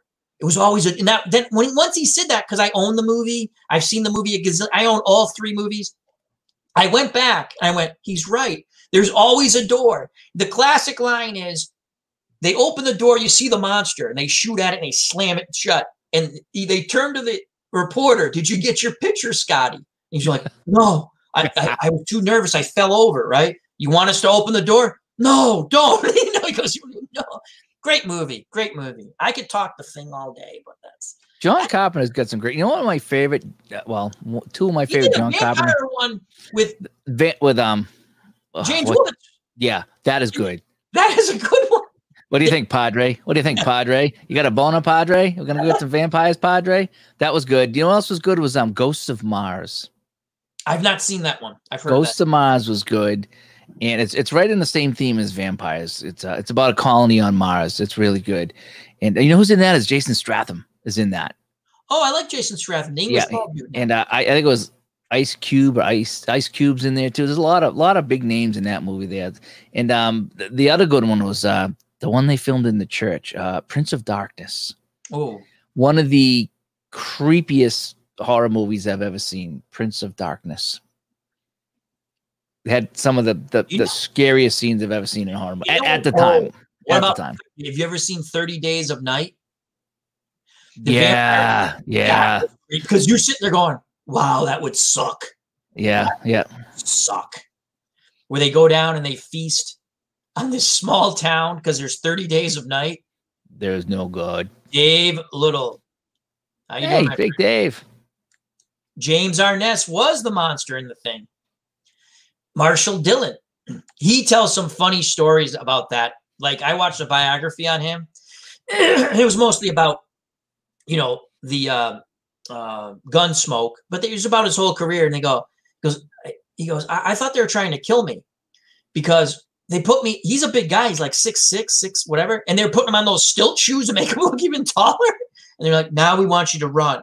Run. Are you out of your freaking mind? Then in the thing, and we've shown it before, or we've had people look it up. There's a scene where they light a dude on fire, the guy playing the monster. I can't remember if it's actually James Arness or the stunt guy. They basically put a fire suit on him, right? And they really light him on fire. Oh, yeah, yeah. In the room, when you see the room catch on fire, the room really catches on fire. And James Arness and some other people I've watched documentary, they go, I thought we were all going to die because the room's really on fire. And they're like, so when they're putting it out, they're really putting the room out, which was on fire. Yeah. Crazy stuff in the 50s. Oh, yeah. God. Well, like ID says, that in '86, the thing flopped in the theater. You'd be surprised at how many films, quote, flop in the theater, but are fantastic. It's a fun movie, though. That go on to make millions later on. It's again, if you watch it now, you have to get disregards, what's it called? The, not the graphics, but you know, now you can jazz up things with computer generated stuff. Right. Yeah. Disregard that. The storyline of not knowing who the hell's the monster or who's infected is a frightening thing. You know, and the classic at the end with the dynamite, F you, and he throws the dynamite. And then he knows he's not making it. They all know they're not making it. And the whole point is we can't let this thing get away. And he meets Childs. And I think Childs is the guy. No, that's not this guy from Platoon. My fault. But they do that whole thing at the end. He goes, where were you when this happened? I didn't see you. You? And everything's blown up. And he's sitting there going, well, let's share this alcohol. You know, let's share this bottle. And we're going to find out in a little bit who's who. And that's how the movie ends. You know? I love that. I just think they're all good. With the prequel, if you haven't seen it, spoiler alert. I'm sorry. It's been out a long time. It's even if you know, it's still well with when the woman who was the heroine, right? She goes back. They blow up the big ship. They think they've killed it, right? And remember, it can't replicate a person exactly. So she goes back and she looks at the person who's with them. And again, she wondered how he got out to where they got out to, because I don't think they went together. He had an earring, right? So as she's getting out, you kind of don't really know. She goes, why'd she get out? She goes, I'm going to put the flamethrower, you know, I'm going to put the equipment in the back, and then we're going to go back to and then she pops back. She has a flamethrower on. And he's like, what are you doing? She goes, where's your earring? And she lights him up, right? Because he was like he had turned, you know, like he just, yeah. I was like, did you ever see the sci-fi movie called Screamers? No, it was on a planet somewhere, sci-fi movie, and there was all these metal like killing machines on the planet, and they would burrow through the ground and come up and they would kill you. And so the humans actually left the planet because of the machines took over, and they decided to go back down and shut it down for some reason, because the machines learned how to build machines, if you would. And they started to build humans. So really?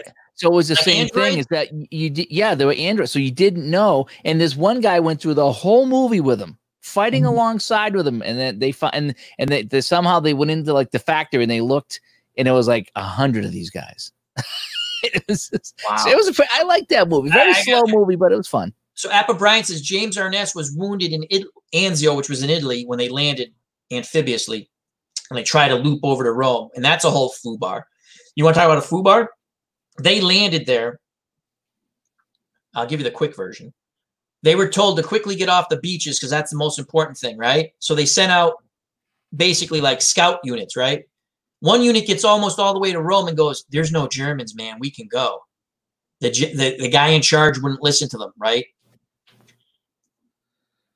They stayed on the beach. It became a meat grinder.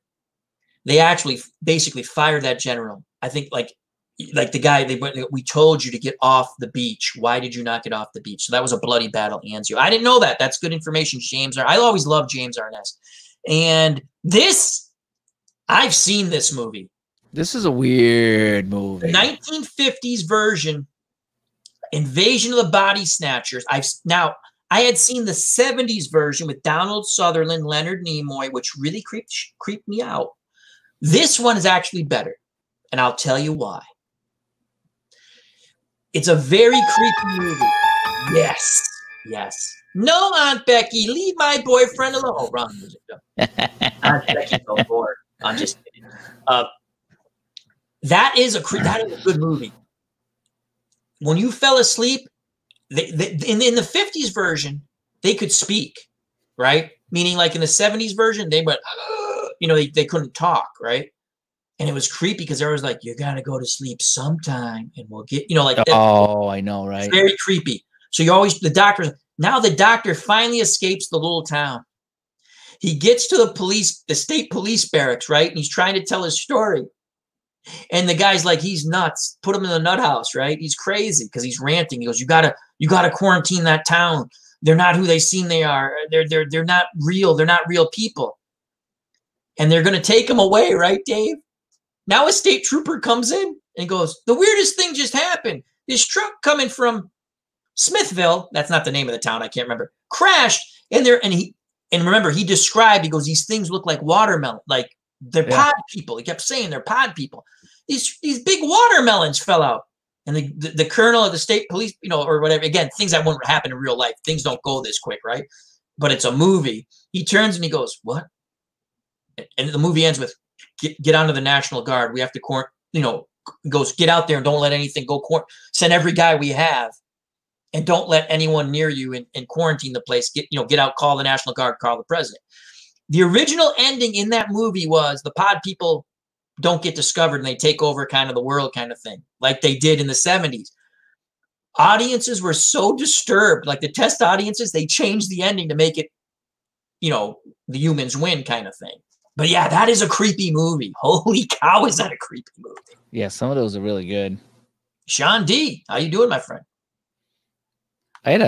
Someone's brought up the Godzilla movies, dreams. Holy crap, did I have a ton of Godzilla dreams when I was a kid, always running from him and trying to get away. I always try to go around him. He would be coming, I'd run that way and try to go around him and flank him just so, oh man, they were scary too. Scary dreams as a kid. I had a dream, not when I was a kid, but a young adult, or mid-20s, early, chased by a pterodactyl.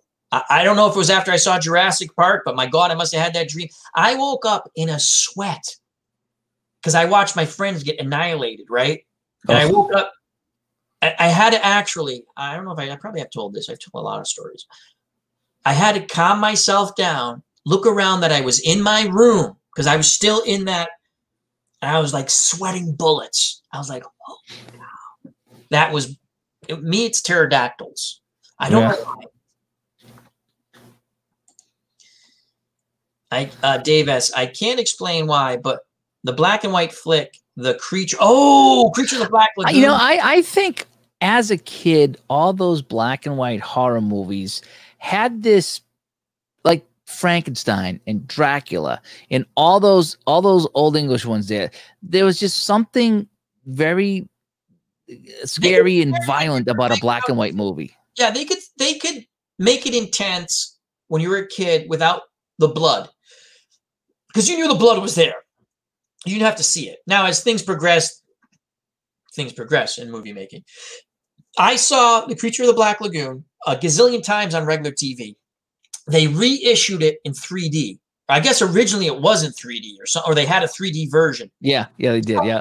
I went to see that 3 times at the Cinema X as a kid.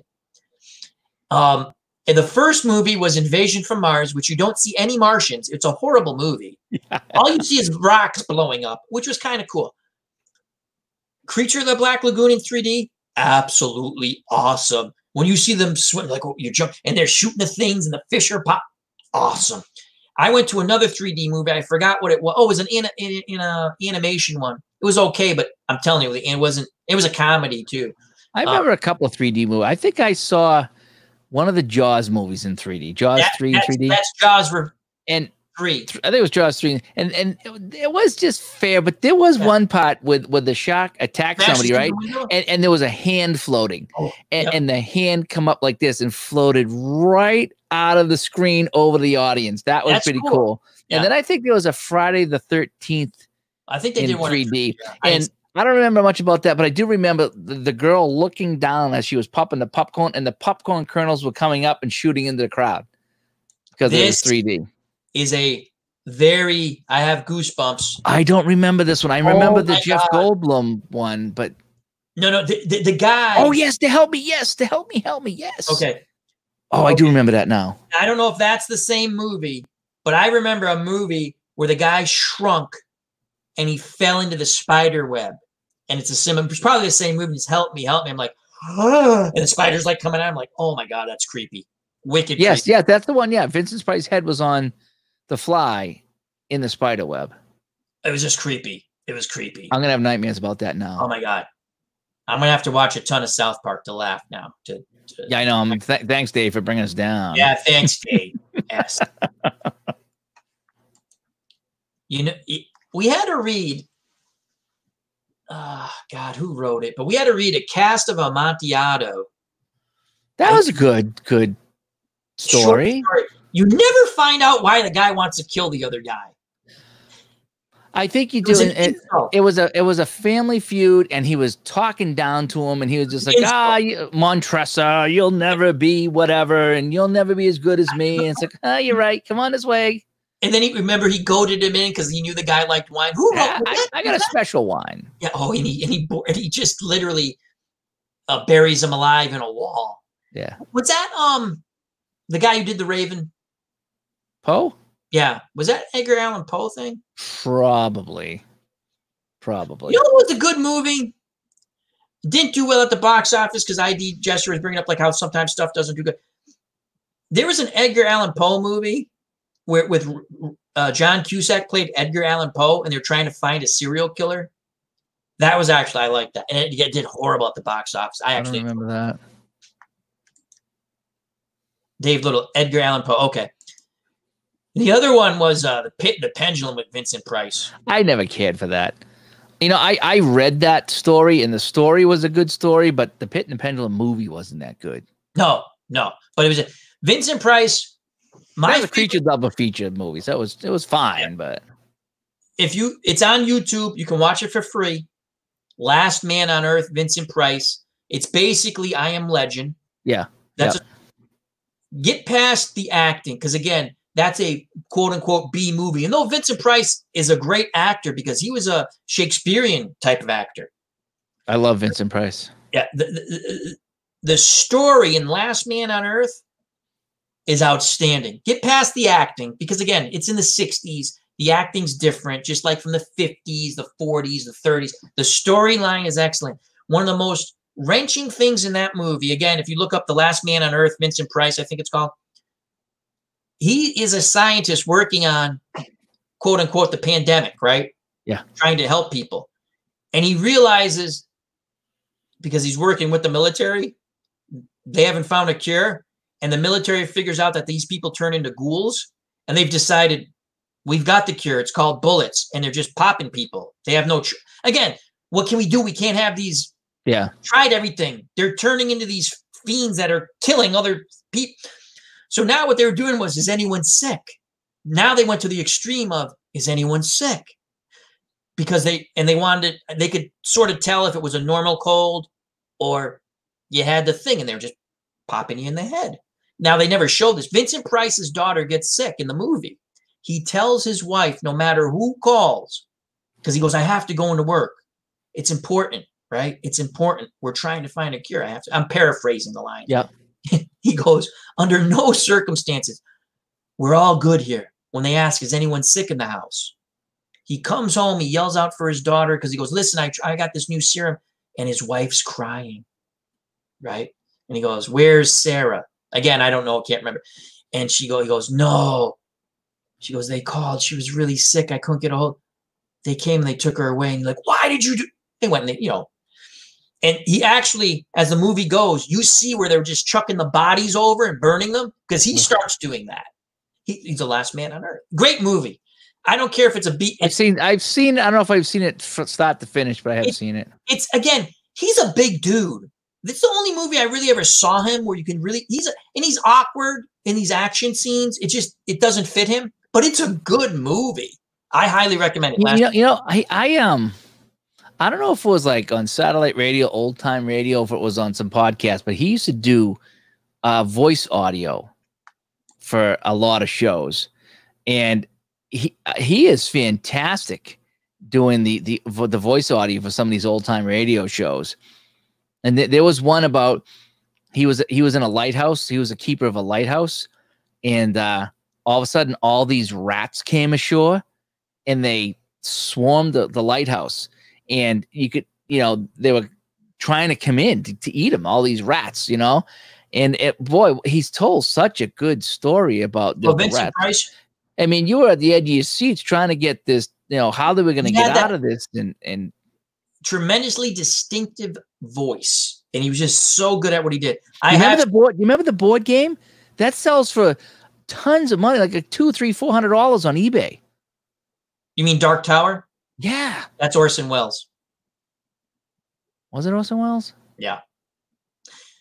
Orson Welles was the guy who did War of the Worlds on the radio. It's Orson Welles. Orson Welles did. Now, I remember Orson Welles doing the Dark Tower commercial, which you're right, which you can't find to try to buy. We tried to buy that game. We found it online at work, and it was ridiculous how much people want. I don't want to play it that bad. Maybe. Well, yeah. Oh, Vincent Price was Hangman.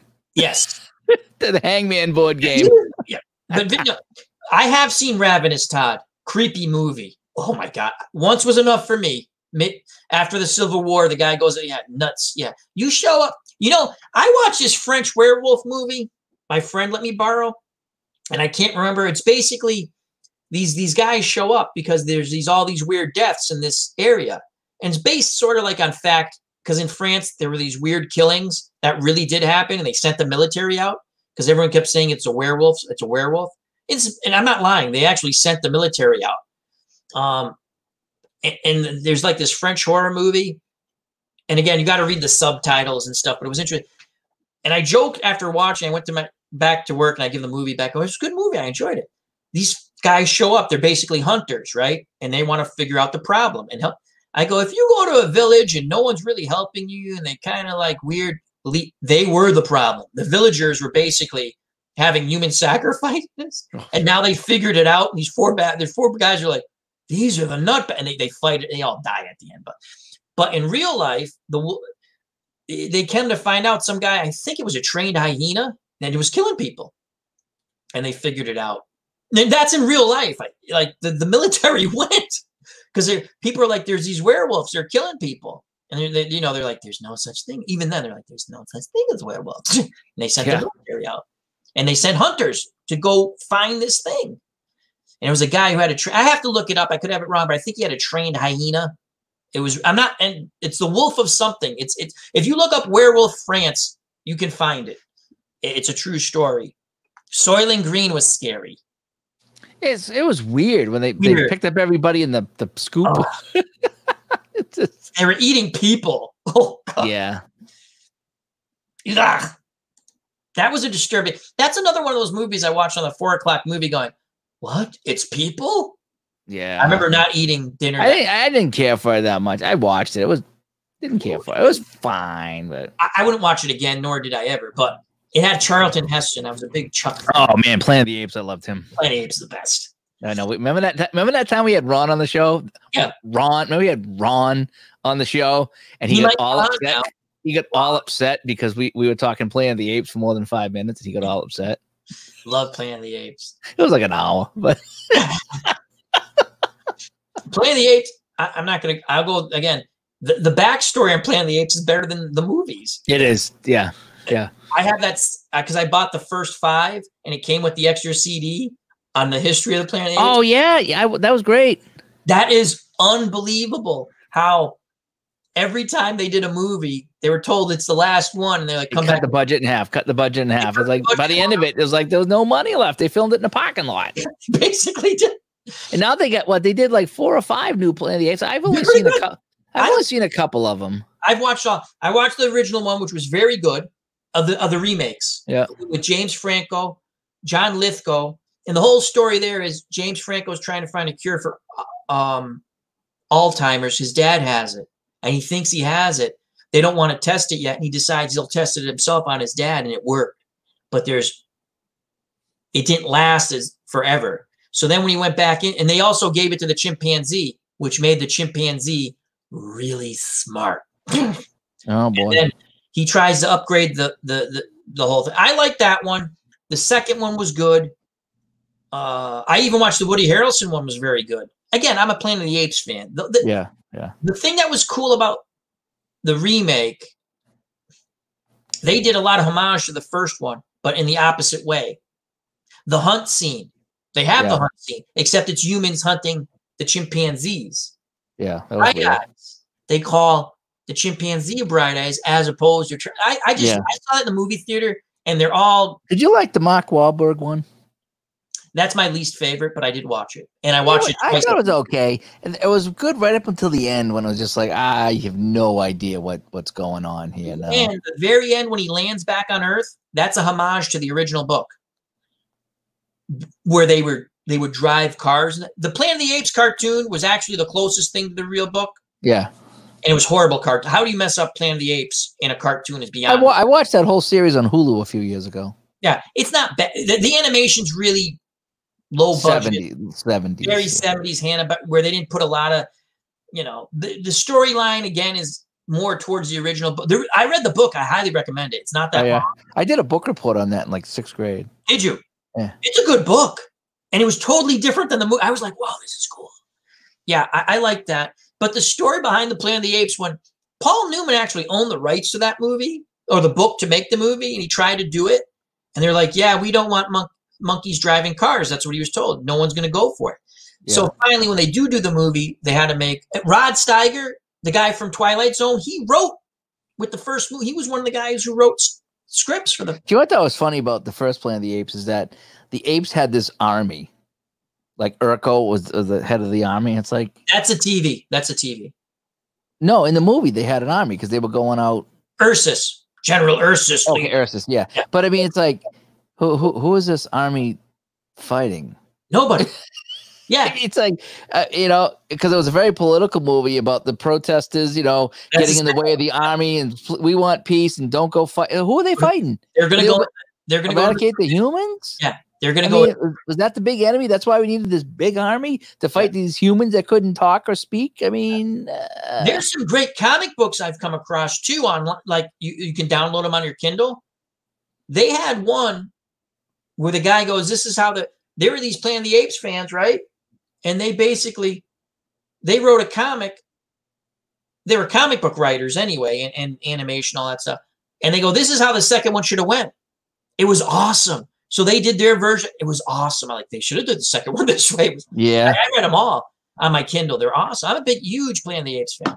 Yeah, I had the Planet of the Apes trading cards. I had the guys. I had the whole. I got Dr. Zaius up there. I probably showed him on the show before. I had trading cards. I wish I still had them. Yeah. And they were just pictures of the movie too. Yeah, that's all it was. That's all they were. Happy Days cards, Charlie's Angels cards, Jaws cards. I had the whole ape setup thing in there with the trees and then the whole bit. I had a gorilla, a soldier, not you had the generic, and I had them all. I probably had Zaius and Vera and Cornelius. I had Cornelius. And then I had my John Wayne sort of. There was a set of cowboys, very generic, but really people liked them, and they were decent size. They were bigger than your normal. And there was one of the first ones where the elbows moved, the knees moved, and I actually looked it up. I forgot what they were called, but when you bought it, it came with a big horse and a Winchester and all the side stuff. But I would use him in everything. I always call him John Wayne. There's a Planet of the Apes board game that's fairly new. There's a horrible video game I played. It sucked. Yeah, and so I know they had one back in the day, but they had a new one. I was looking to get it. It was kind of like, I think you could play it with people. You could play it solo, but it was, you know, you had it on the table. You had cards, and you rolled the dice, and then you had to like get to the end of the board before the apes did to escape or something like that. But it looked kind of neat, you know. It looked pretty involved though. I didn't know they were Gunsmoke. It's just fun. There's a lot of trading cards I don't know about. And it's just interesting when you come across that stuff. The Planet of the Apes video game, I know they come out with a new one with the new movies. I'm not talking about that one. There was one based on the original movie, like made in the 90s or probably in the 2000s. It was like for the PlayStation 3, I think. And I remember when I used to go to GameStop and they had like the $2 bin, and I was like, what's this? For $2, I'm taking a shot on it. It was the worst game. And I actually found this English guy who tried to play the game, and I was watching. He was hilarious. He goes, this game makes no sense. It really didn't make any sense. Too bad, because it was kind of fun. It just, you got to a certain part, it was just stupid. It didn't make no sense. So, but I guess that's enough of Planet of the Apes. It looks like it was Planet 2001. Planet of the Apes? Yeah. It's horrible. It's just called Planet of the Apes. It was a PC game. Yep. I bought it. It actually didn't look too. I'm watching somebody play, and it's all right. There's a part where you just can't get by, and then it take the guy forever to figure out, and I still couldn't do it. You had to fight the gorillas with a stick. Yeah, he's walking around. Yeah, he's just trying to get out of the place. He's got a stick. Yeah, it's in the beginning. It took me forever. I finally got out, and I kept getting shot. Yeah, this sucks. It was hard. It just didn't make any sense. But it was fun. Planet of the Apes, I take a shot at it for $2 or $4. I used to kind of like find. I also bought a Thing game for the PlayStation 3. I have that. And that's not a bad game. My nephew Nicholas, when he was very young, I go, I can't get past this part. And we kept going. You had to get a code key, and you had to use the camera, and you looked on the outside, and there was the numbers. It was pretty cool. Now, there's no characters. Yep, I have that. I think it was my PlayStation 3. Yep, that's it. I have that. What? And you come across, yep, I had that. It's a single player game. I got it, and it's really hard to control. I tried to play it, but it's really hard to maneuver a guy. It's not easy. Yeah. And then there's a lot of problem solving, which isn't too bad, but yeah. It's too bad how they messed up something that should be just fun and easy. And it's just, I tried to play it, and just walking in and out of rooms was like tough. And I was like, it's no fun. You think you can take a game engine, right? And I get they wanted to be a little more eerie and mysterious, so you don't want a pure zombie like shooter. The setting is good. It just doesn't play good.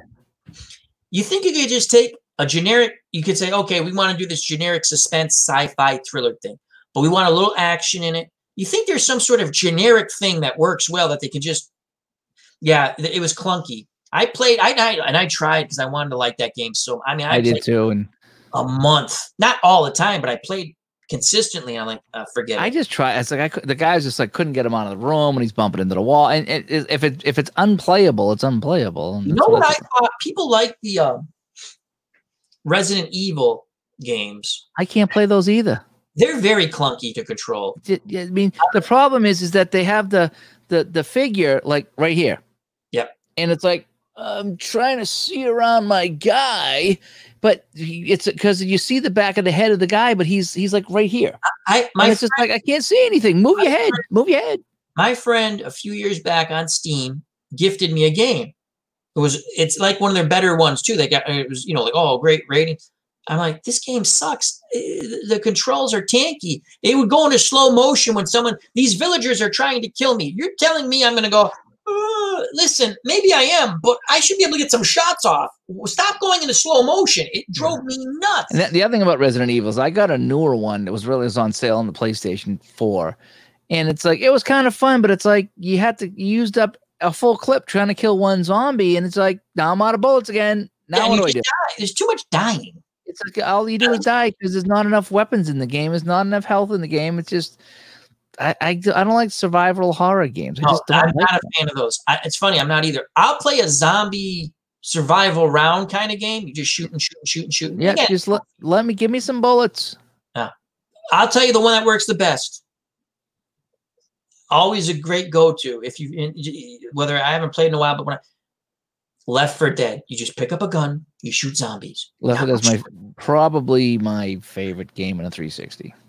Just fun. I can play that. I still play that today. I'll put it in and play it from time to time. Left 4 Dead. The story is good. The chapters are good, and I like how I don't know how they did it, but there's actually a director built into the game. I don't know if you knew this. No.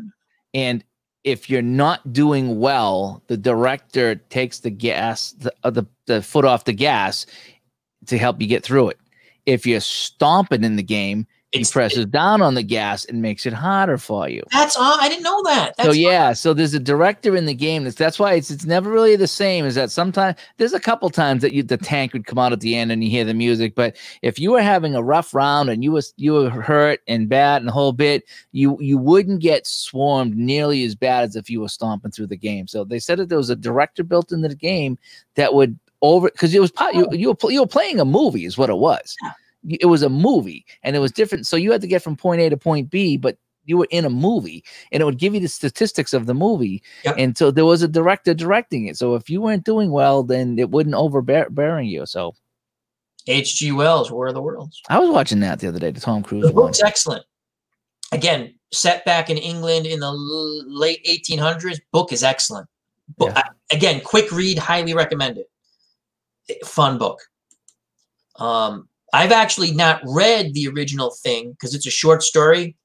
I think I mentioned this before. I tried to find that, and I found it on Kindle, and it's with a bunch of other short stories, and they wanted like $35. I'm like, so I'm looking at all the other shorts, and I have no interest in it. Yeah. So on YouTube, the BBC did a version, like a radio version, and I listened to it. It was very interesting. Oh, good. But yeah, sometimes because I really want to go, I want to know what the original thing was, and it's a short story called Halt, Who Goes There?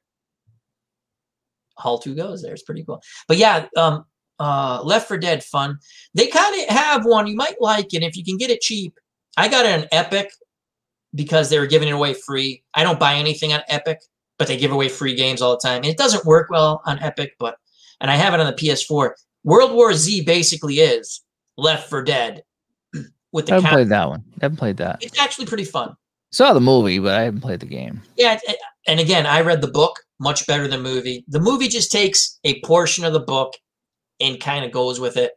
The book is outstanding. It's a bunch of short stories after World War Z actually happened. It's people telling their stories, but it's intense. Even though you know the person survived, it's just intense the way. And I have the audio book too, which they have real actors and actresses that you would know. I shouldn't say real, but actors and actresses that you would know doing the Alan Alda's voiceover, Meathead, who I can't stand, but he does a great voiceover, and a lot of different people. But the Left 4 Dead was so good just because the monsters, they had the boomer. Bleh, he was throwing up, and he was a big fat guy. And if he shot him, he covered you with goo, and then that attracted everybody. You had the hunter who would jump on you, and someone had to get you off right away. Get the thing off you. Then you had the smoker with the tongue that would grab you. Yes. And then they had the witch that would sit there and just cry on the ground. Mr. Anderson, how you doing, my friend? So the characters were good. Then you had the tank. Don't shoot the witch. Don't shoot the witch.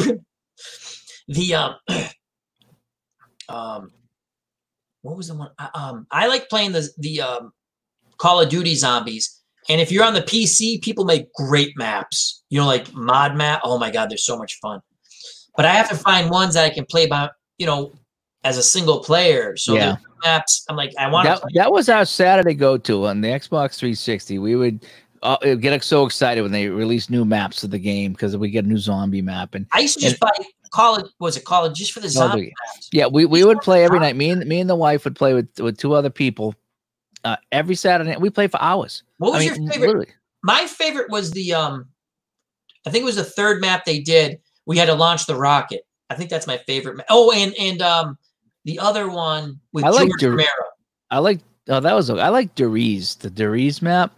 Second one. Which is the one that was, they had all the electricity and stuff. Oh, no, That's the first time they introduced dogs, I think. Yeah. And did you ever get the third gun glitch? No.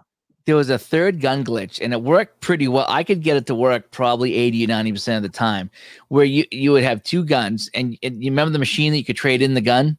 Yeah. Okay, so you would take the machine, you take your gun, and you would upgrade it. You'd upgrade your gun. Yeah. So while it was going in, if you ran down and bought the cheap gun on the wall and ran back, because your hands are bare waiting for the gun, you know what I mean? The guy's like, okay, wait for my gun. If you ran down and bought that gun and went back up, you could pack a punch it. You could grab the other gun and have 3 guns.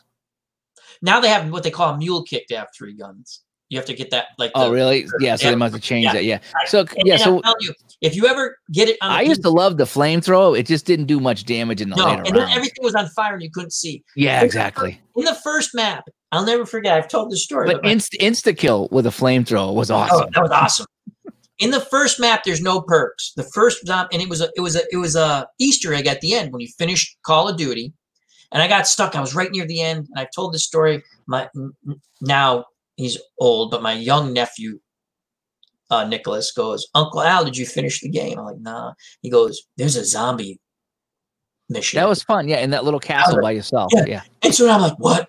So now he helps me finish the game. Right? We get to the zombie thing. We used to play that for hours. Oh yeah, it is. We play for hours. Yeah. You always end up. We came up with the strategy, which most people did. You go in that one room. You put one guy at the window and 3 guys aiming at the door. And if you had the flamethrower and you're playing these insane long rounds, you're like, and you can't see it. Just keep shooting. You're back in the corner. You're throwing grenades. Max ammo. Yeah. Yeah. You know, I was the only one of us that got the achievement, and it was on the you remember the map where you start in like the bamboo hut. That was in the jungle. Yep. In the jungle map. Yeah. And then you had like the fishing pier. Yep. And it was a couple other places. Tough map. No, it's a real tough map. I by accident I got the achievement to kill kill zombies with 3 different traps. Cool. Because they had the fogger. And how I did it is that you remember I had the big swinging gate. They had a big swinging gate. If you were leaving the bamboo hut to go to like one of the piers, I think that spin. There was a swinging, maybe it was, but so anyway, so I went by and the zombies were chasing us and I hit it. And so we continued on and it wiped out a few zombies, right? We get inside the room and then at some point I took a turn on hitting the electricity. So I killed 2. Somehow things went totally bananas in this room and we had to run for our lives. Run for your life, Charlie. And I ran by myself because we just how it gets crazy. I ran all the way to another hut by myself. I went into the hut and I turned on the electricity. And when the first zombie hit it come up and I got the 3 traps. That was a tough. That was so hard to do that though because it was all just running for your life. That was no matter where you went, you would try to hold out because that's the way everyone played. Yeah, that's the only way to play. Although I played with a guy that kept running in circles. Yeah, and it was the one in the theater. There was a theater somewhere. That's a good one. And he just like follow me. He's like grab some ammo, do this, follow me. Yep. And I couldn't keep. I mean, I wasn't. I couldn't keep up. I learned that from someone playing too. Right. The whole concept. He goes, you must shoot what's in front of you. Don't look back. He goes, just keep moving forward and run the loop. And you have to keep. Goes, if you slow down, then what happens is they spawn too much in front of you, and now you're cornered.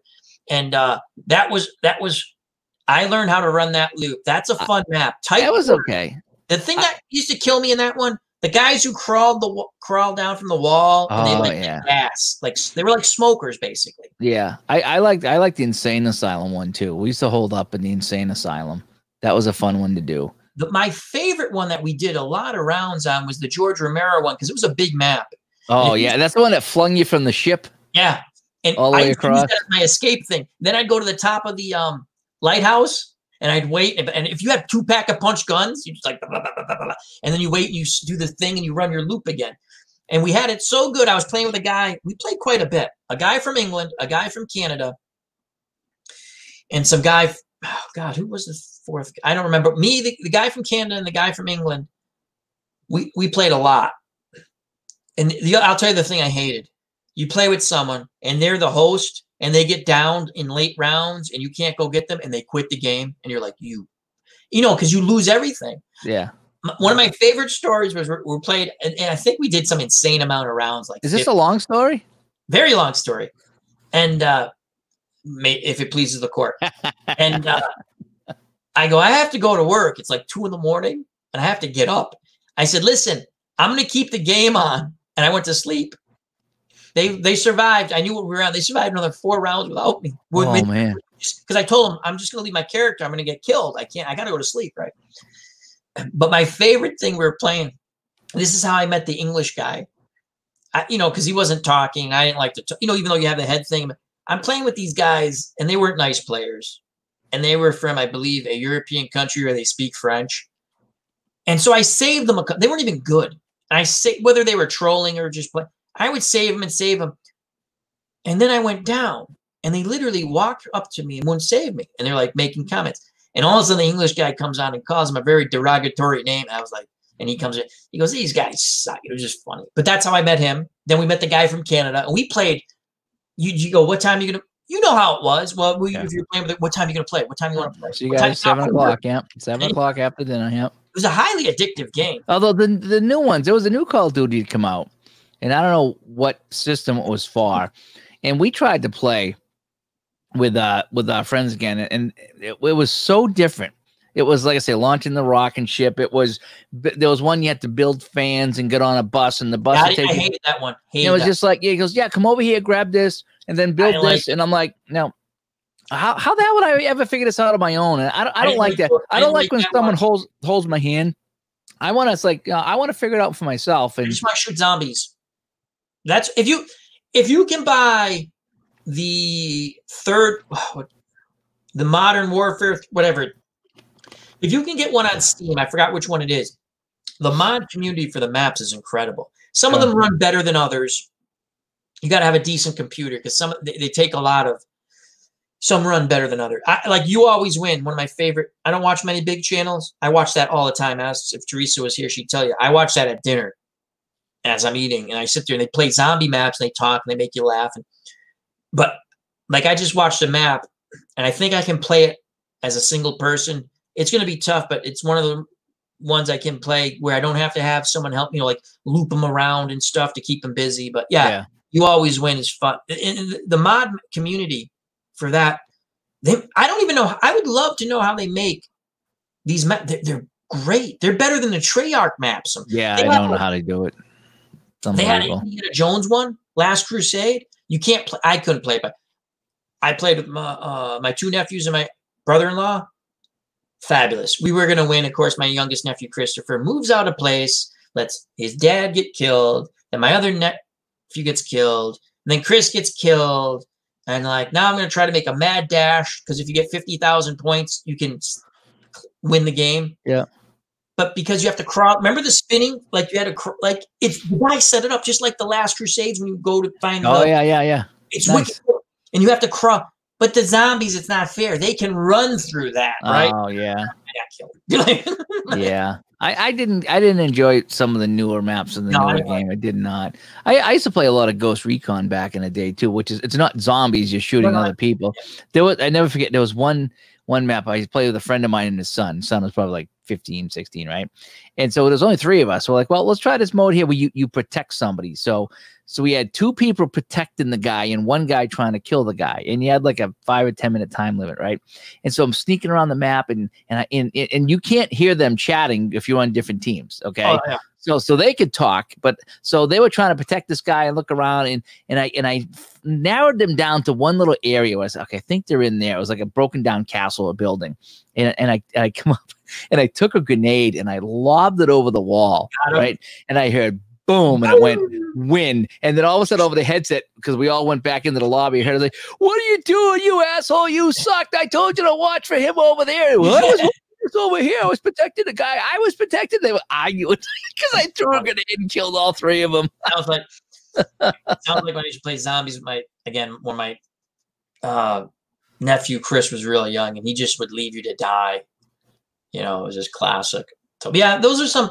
The other one I like, they don't call it Nazi zombies anymore, but it's from Sniper Elite, where they came up with their own. That's a tough zombie game too. Ooh, tough. I didn't. Is that the one where you followed the bullet into the guys? That was an okay game. The zombie game's fun, but again, it's very, this is where you have to go, safe room kind of thing. But I'll tell you, that the toughest survival mode was definitely Left 4 Dead. If you survive 5 minutes in survival mode, you did good. Yeah, because they're coming from everywhere. Yeah, there was so many good moments with Left 4 Dead. Remember the one that was on the dock and the boat was picking you up at the dock, and it's just like the tank was coming, destroying, and you tried to hold up in the house as long as you could, and then you still had to get to the dock. So you would take the gas cans and throw it to try to set some fires going. I don't know how many times we would. It's like at some point, it's like every man for himself. Get to the boat. The boat's here. Sometimes you made it, and sometimes you didn't. There's another game, Chris Anderson, who's in the chat, my friend, who says every story's long, which it is. He knows. We played this game, Vermintide. Me, Chris, and another friend, Mike, and another friend. And you go on these. It's really hard, but there's a part where you have to try to get to the coach. It's like, again, you're playing with muskets and crossbows, and you're fighting these big rats and these big mice and these other big things. It's like every man for himself, just trying to make that mad dash back. Fun game though. Tough Vermintide, no, unforgiving. But you get frustrated with those games. You get frustrated with those games. So, but I do find myself enjoying sports sims, and those are my favorite games. Yeah, yep, me did too. Yep. And I don't like. I'm not a Madden person anymore. I'm not a EA base. They don't do EA baseball anymore. But I'm not. I'm not an RBI baseball guy. I'm not. There is a fun baseball game on the PlayStation. It's a very arcadey one. And is it the one? The people with the fat heads. Yeah, that's a fun one. I have 1 and 2 on Steam. I've never played them. I should. I haven't. I have 1. I think I got 2. I think I liked 1 a little bit better. They come out with a 3rd one. Yeah, it's supposed to be outstanding, and it's supposed to be realistic. And I was like, oh, you got away from what made that game so fun. Is that you could hit these crazy home runs, the crazy stadiums, the pitcher be sweating bullets, and you know what I mean. That was a fun baseball game. I forget the name of it now. Mega Baseball or something like that. Super Mega Baseball. Yeah. Yep. So I don't think the 3rd one out yet, but the first one and the second one were good. And they had the different stadiums, and it was crazy baseball. Just to get back to a little Strat Advanced, you played 1 game. Not bad, right? I think I will play another Strat Advanced game, a baseball we're talking about here. It was not as daunting as I thought. Yeah. Because when you look at the back of the cards compared to the front, you're like, oh man, I got all these symbols here. And let me tell you, when I play a game, like when I look at everyone playing their games, and then I'll go to YouTube or I'll look at if I see the card and the card looks like Japanese directions, as I like to say, I kind of glass my eye over and like I don't want to play it. So when I first did that, I was like, oh my gosh! But then Ron's like, no, just look at it, and I'm like, it's not bad. He says it's kind of the same as the front. You might have a couple of symbols there, but he says a lot of the symbols you can even just ignore because they're for super. I don't play fielding. What's it called? Stadium checks or whatever. I don't do that. That's a super advanced thing. I don't do that. People play it. That's cool. I've also found when I've gone back to play basic with my old set, like I won't play basic with a set that has advanced unless I wanted to play an old team from basic that I said, oh, what would they do against this team? But you can still have fun with basic. And I did incorporate one time. I went and I got ARM ratings because I have on the PC, I bought like the historical file, and I actually have. Then I was like, duh, I actually have these seasons, like for this team, I can actually play this. And I just wrote in pencil on the back, this is their ARM rating. So you could incorporate a little bit of the. Yeah, I do like that. I mean, the basic is fun, but stealing bases was way too easy. Oh, way too easy. So if you factor in a couple of things, it can bring it down to a little more realistic. Because that's when I played the series, I would steal every time, and I think I stole 80-90% of the bases. But I mean, basically, it was fun. But now I'm going to try the advance and just, you know, it didn't look that terrible. There's a couple other, you know, it was slow go because it was you know, feeling my way through it. There's a few things I got to get used to, but you could probably, once you get the hang of it, play again without streaming. Again, streaming's different. Don't ever judge. At least I'll say for me, when I play a game, don't judge how long it is when I stream. I'm storytelling. Hang on 1 second. I'll be right back. Yeah, no problem. No problem. But yeah, when I'm streaming a game, I'm storytelling. I can probably play Glory Days, which I've already played 2 bouts. I have a little tournament going. I can play Glory Days boxing a 10 round or 20 minutes probably, if it goes 10 rounds. Stratomatic baseball, you're talking 35, 40 minutes. If that's just me enjoying it. Pine Tar plays quick too. And those are the games. Mostly when I play card and dice, it's Pine Tar, Stratomatic for baseball, and Glory Days boxing, which the second heavyweight set is out now. You can get on PDF. And I don't know when I think the print version comes out Monday. So, but it's a lot of fun. A lot of good boxers on there if you like that sort of thing. So, so the streaming thing, because when I did the Hockey Blast the other day, I was playing a whole bunch of Hockey Blast, and I was having some fun, and it was working. I was like, okay, I'm in the groove of this game. And then I tried to stream, and I did put up a period. That was the 4th take. Yeah, I'm trying to do Hockey Blast because I don't know what it is when you stream. It's just you're always second guessing yourself, and you don't want to make mistakes. So it's like, okay, what is this? Hang on. Okay, that's that. Now this happens, but I got hit with so many curveballs. I mean, just like not normal things, and I was just like, oh man, I'm messing this up, and just now it's like, hang on, folks. Let me pause while I go look this up, and it took me out of the element of the game. I've tried to record and upload. I just don't do it well. I don't, because I don't like, if I'm just playing the game, I'm playing the game. But like if I'm recording, for some reason, I'm just not playing the game because I still have to do the announcing and stuff like that. I just like, I don't get into it.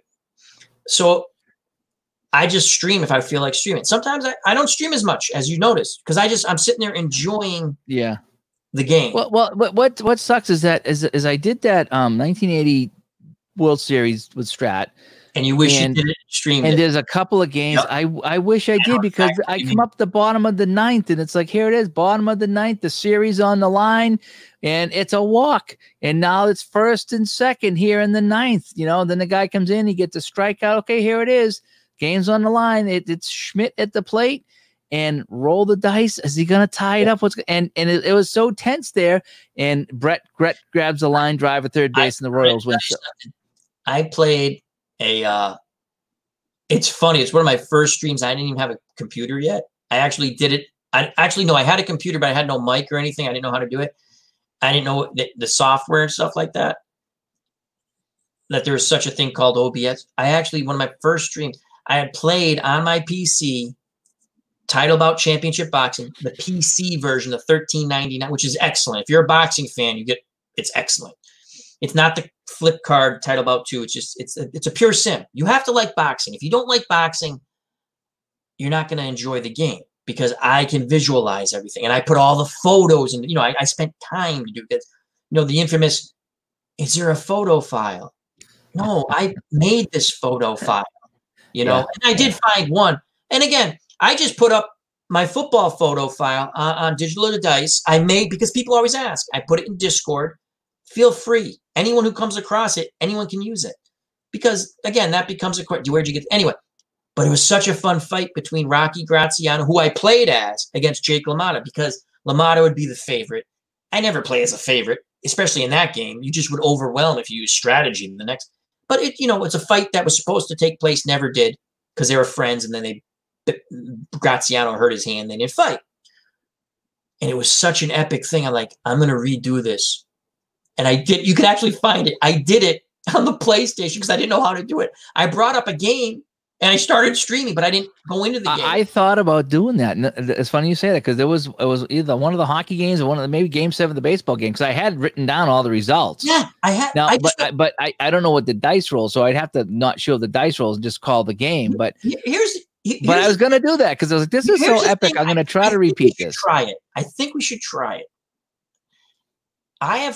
I'll just get back to the box because I had. So you had the results, right? You just didn't know the dice roll. With Title Bout Championship Boxing on the PC, you can bring up a bout log. So I brought it up, right? And I forgot how I did it because, oh, I remember. I played on my Kindle because I have the game on my Kindle. So I brought up the bout log. So I have my bout log and I'm calling the fight. It's there you go. Really fun. But I brought it. Oh, what the hell's that game? I got it free. It's like the precursor to Diablo. Oh, Diablo's great. But basically, it's a precursor. Diablo's fun, great. One of the best games I've ever played. And so I brought it up and I left it and it had this kind of epic music. And it actually made the, because you constantly heard the music. And I didn't get a copyright hit, which was amazing, right? And I called the fight and it was so much fun. I've done what if games offline. I go, God, I wish I recorded it. And I always thought maybe I could put up this little radio, like I'm going to do a radio broadcast, just like when you're listening to I do it all the time. I listen to old baseball games on the radio on YouTube. I'm going to put up and go, this is a radio what if broadcast. And I can say I simmed it, but I'm going to give you the broadcast now, meaning I would just call a game. There's no dice. That's an interesting thing. I don't know if I saved that Game 7 or not. Now, the thing with the what if, maybe people would listen to it. Now, if you're doing a recap of the World Series, like a real World Series, it would still be fun, I think. The thing is, the thing that got me was because it's a sim, right? And I don't know what the count is. So I actually sat down, I started writing. I was like, this is a little more, not that I couldn't do it, but I'm like, I'm putting a lot of effort into this. And what if no one, I should. Well, that's the thing is how much time you want to put in. I mean, because I have the thing in front of me, so I could read what happened. I'm like, okay, leading off is Lonnie Smith, center fielder for the Phillies, and he strikes out. Nice pitching out.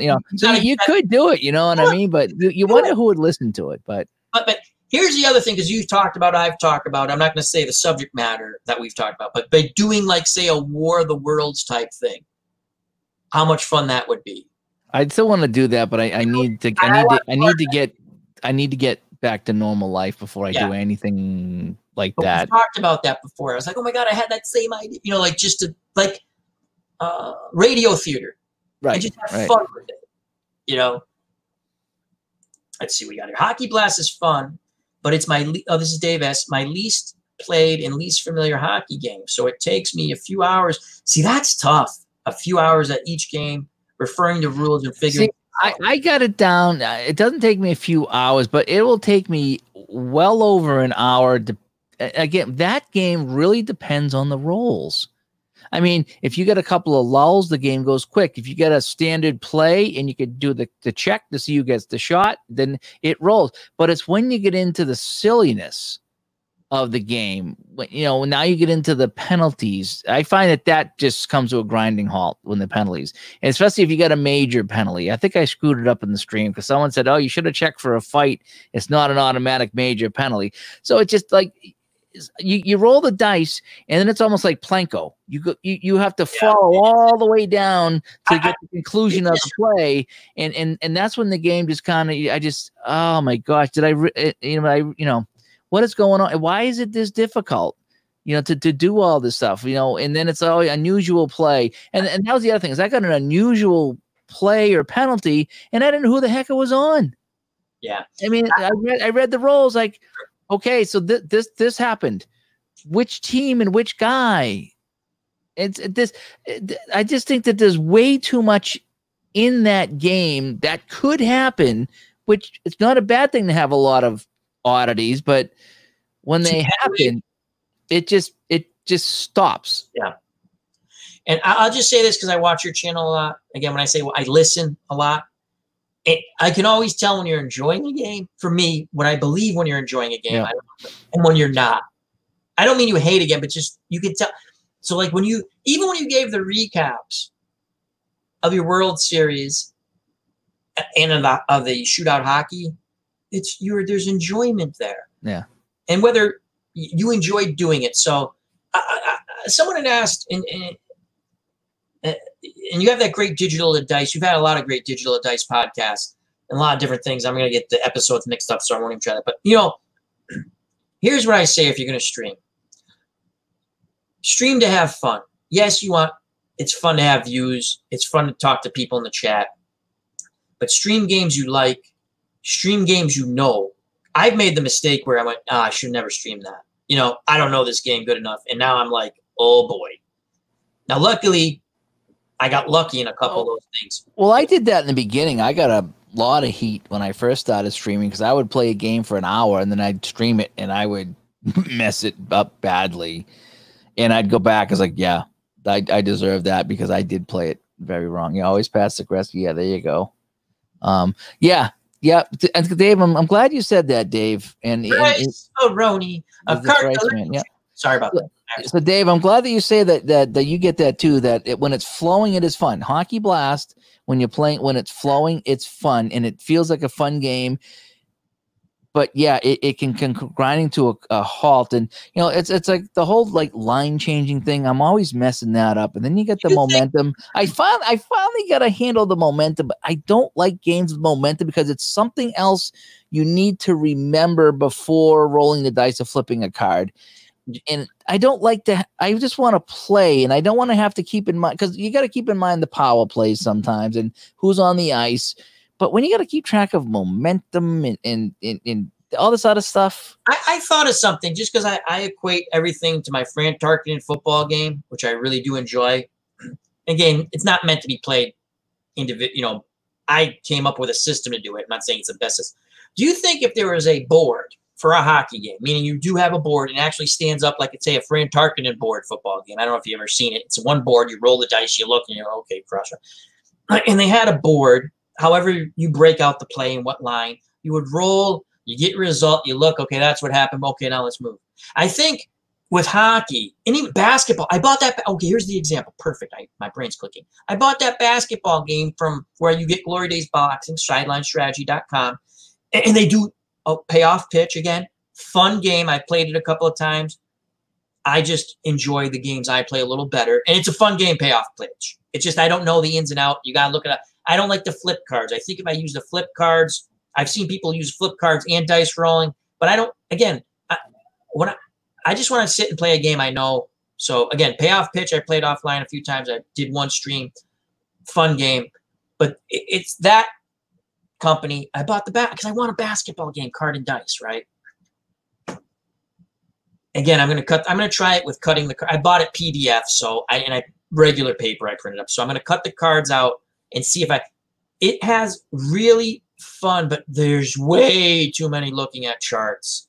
And it goes, I played a quarter and it went, and I was enjoying it. And I look up, I'm like, holy crap, that took me an hour and 15 minutes. I hate to keep going back to Strat because it seems like I'm a fanboy, but. And I know you're not. And neither am I. I'm not, but to me, it's got a flow. What I like about Strat is that when you're playing the hockey, let's say, it's okay, face off over to here. You flip the card because the card keeps the game moving rather than, and it's like outside shot only for right wing. You're rolling for the shot. You know what's going on. There's no double checking. Sometimes it's like, okay, inside shot. So you take sometimes it's like, okay, outside shot, but you can penetrate a pass. So if you want to penetrate a pass, then you check passing ratings, or you check, you're an offense 4 against a defense 2. And then so now you try to get around that guy. That's about as far as I want to go. Yeah. With that, I want to do the one check. This, like the Apba games, it's like I say, it's block shots. I don't want to do a block shot. I don't want to do that. I want to resolve this play as fast as I can. You know what I mean? And so the Strat just does it where it's like the game flows. It doesn't. I don't feel it ever grinds to a halt for me. I get enough action out of it, and I just enjoy that feel of it, and that's what I got comfortable with. And so some of these other games that get on that hi there, that get on the, like I say, the Planko route, it's like you got to stop the game and figure out what the hell's going on. Or I don't like to have all the different checks too, where it's like, okay, I need to go check this guy's offense against the whole line's defense. And now I got to add up the whole line. Okay. Or, check this rating against that rating. That stops the game for me. Once I got to start checking ratings, and the only time you got to do that in strat is if you're trying to penetrate. That's really the only time you do that, or maybe if you check for a penalty. I think with the strat, just because I play strat and Itinerary Hobbyist, our good friend Todd, check out that wonderful military strategy channel. And the big day, well, it's passed already, but June 6th, D-Day. Yep. Ultimate sacrifice there, folks. And he's been doing a whole thing of scenarios on using military strategy games. So check out Itinerary Hobbyist, our good friend Todd, good friend of the OG Devin. I think I was watching some of his stuff. He had like the big table thing, right? Yeah, I was watching some of that the other day. Him and Devin played against each other using lock and load, which I played one game. I bought the lock and load. It's very reasonable on Steam for like, I think was that like the shooting gun game or something like that? Was that the Weston or something? Oh, that was great. That was great. Lock and Load's a military strategy game, but I bought. You know what I like about Steam, and again, I buy way too many games I don't play. But someone brought. I'll just get back to hockey. For me, the action PC hockey game and Strat's my speed. I don't think I'd do it on card and dice. It's just because I'm not astute at hockey like you are. But the action PC, what I like the best about a lot of the action PC games, you make more decisions. And again, can you nerf the system or whatever you want to call it? Yeah, a little bit. Listen, if you play as a bad team, most likely you're I shouldn't say bad team, a weaker team, most likely you're going to lose in action PC. But it's kind of fun to try to figure out, can you pull it off, you know? So, and hey, Dave, or D Smith, and Jay Cruz. I need to get a military strategy game. They seem very interesting. You have to pick, and the person you want to talk to is Itinerary Hobbyist or Devin. I picked up Lock and Load. It's fun, different. It's squad, so it's smaller than, and there's other things. Again, I'm not a rules person, so I like to figure out as I go. And you gotta kind of, I'm like, why can't I move now? Why can't I unassemble this gun and move over there? You can't, because you can't. Do you know what I did a few years ago? I get into the games on Steam, the military games on Steam where I didn't spend enough time with them, but I do the tutorials like, okay, take these guys and move them over here, then put this tank over here and tell these guys to attack this group. And so you were strategizing, you know, I think it was a World War II game. It's like, take out the Germans over here and take out these guys and, you know, tell this guy to fire on the tank. And it was really kind of fun. But it was Planko again. It was like so much going on that you have to remember that I was just like, I've already forgotten how to move my guys now. The one for me that's the easiest, and Lock and Load's not hard. And there is a nice tutorial via you click on the tutorial and the guy walks you right through everything. And I watched a little bit, and then I jumped right into it. And then I figured it out. Not everything, but you know, for me, my speed, and I like Lock and Load, and I'm gonna get a few more scenarios when I want to play the ones I have and really learn the game. Operation of Battle, World War II, to me was because it literally, you can either do this or you can't. The one thing I still mess up on is reinforcements. You have reinforcement points. You got to pay attention to those. But that's the one, Operation of Battle. That's the one. And they're tough because you might find a military strategy game that you don't like that someone else likes, and that's fine. And again, I'm not the expert at that. But they're fun games. It's like sports sims, except you're killing stuff. So yeah, hang on. I'm trying to find this game I played the other day. Continue to talk for 1 second. There's strategy. Oh, what the heck's it called? There's a lot of fun ones. I've played a lot of different ones. And if you play a military strategy game, at least when I do, every once in a while you get the cuckoo for Cocoa Puffs comments. So be prepared if you stream it. But yeah, military strategy games are fun. Glenn Perot, B-17, Queens of the Sky. I've never played that. I'll tell you what I'm not good at military strategy. Here's what this game here, I belong to a whole bunch of like print and play groups and solo game player groups on Facebook. Oh, really? And, and there's one guy had this game. It's called Untersea Boot. U-Boat Solitaire. So I don't know if you can see that. Yeah. Okay. So what you would do if I can follow on. So you had this. Are you hunting the U-boats? Yeah. So you would start like somewhere up over here, and you would roll the dice, and you could move up. And the only way you can attack these guys up here is if you're in the top row or the second row. Okay. And you had only like down here, you had so much oxygen. So you could drop down to heal your guy and you couldn't get hit, but you would use oxygen. So the idea was you need to take out all the top guys. And if you got spotted, you roll the dice. See how it says up here, you get spotted. Yeah. If you get spotted, they would start shooting depth shots at you. Yeah. They put the things in the and water. so if you come up to the top and you started shooting at the ships, you were spotted and the planes would shoot at you. So then you would drop down, but then the ships would drop the depth charter. So the idea is to try to wipe out all these ships with your U-boat before you took all the damage over here to your ship, or actually the middle here. You could take 3 hits, and if you took a hit, you had a chance to heal too.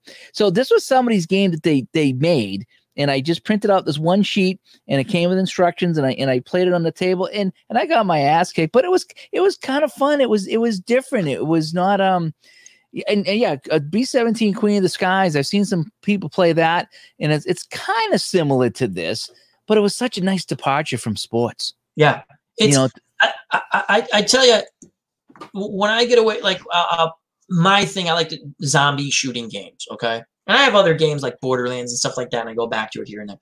But Jake, do not get a grand strategy game then. I made the mistake of doing that. Oh my God. I'm not a grand strategy person. I just want to fight the battles. Whether I win or lose, I just want to fight the battles. To me, it's like sports. Again, it's make-believe. I understand that these battles really happen, but it's years gone by and I'm playing what if I did this? How if I played it that way? Can I do this? If you go to Steam, Jake, Operations of Battle World War II is free. Then you have to buy the scenarios. So they have a scenario, and it's actually the Battle of Britain, which is really fun. It's an air battle, basically, and I'm not too bad at that. Dave, I don't ever want to be a naval commander. You have to find the enemy. You know how I find the enemy? When they sink one of my ship. I'm like, oh my God. Yeah. and I like they give you. You're supposed to protect Australia. Oh my God, I've played it on freaking. I don't want to play it on easy because you can overrun everybody on easy, right? I mean, if you lose on easy, you're really messed up. I can, like, in the beginning, you can lose on easy because you make a mistake, you can still lose. But your guys are nerfed, or you're higher level, like the Japanese at the Battle of Pearl Harbor. I played on easy to learn the game, right? Oh, I think that's the other scenario. Pearl Harbor and the Battle of Britain are the 2 free scenarios, and they're fun. But it's like you're at a 10 and they're at 8s. So you already have that 2-point advantage. And again, they don't show you the dice roll, but they tell you the math, the odds of you winning. So it's fun. My favorite one is the Burma Road because I read a lot about Singapore and the battle with the English and the Japanese, and I played it. And I took me one time and I figured it out, and I've won that every time. It's just a fun. When you're familiar with a battle, you know where the mistakes, because the Japanese are going to do the same thing. I'm like, well, I've watched this and read about this. I know what you're going to do. And then I don't know why I always then they get the options of having tanks, which the British didn't have. I'm like, I'll take those tanks. Thank you very much. I always, I don't want to say enjoyed because that's not the right word, but I always was drawn to the Russian winter battles in World War II. I didn't really care for the Pearl Harbor stuff, and I'm not trying to be disrespectful by any means. But when I watch the World War II stuff, I'm always enthralled by the tank battles and the snow and the whole European fight thing with the Russians and the Germans. So, I try to play a few, like even the Call of Duty, like when they had you had to fight for the Red Army in Call of Duty one time, and you were defending Stalingrad, I think it was. That was just, I don't know why, but that's the one that just kind of gets my attention. Yeah. Todd is not a computer. He does a little bit of computer game. Most of it's tabletop. Most of it's miniatures, which is unbelievable. If you're not checked out Itinerary Hobby, please do so. Yeah, and Todd's the guy to ask. Him and Devin, and there's other people. I'm just saying, I'm a casual military simmer. I love watching it. I'll watch Todd. I'll watch Devin. I'll watch a couple other channels. I think Devin brought it up, and Lock and Load is at squad level, and it is a very good. I want to say it's $4.99. I could be right. Maybe I bought it on, but it's very, reasonably priced. You know what they need to make is I bought a game off of Amazon many years ago, and it's still and I streamed this probably about a month ago. It was an AC-130 gunship game. I saw that. But it's like a 1998 game. It still works, and I streamed it the other day, and it worked okay. I wish they would make an update to that, because if you ever play, I don't know if it was Call of Duty or it's one of the Call of Duty games. You're in the gunship and you're defending the people. That was so fun. They need to make a new game just for that. I would play those missions over and over and over. But the gunship, sitting up there in the gunship, that was so fun.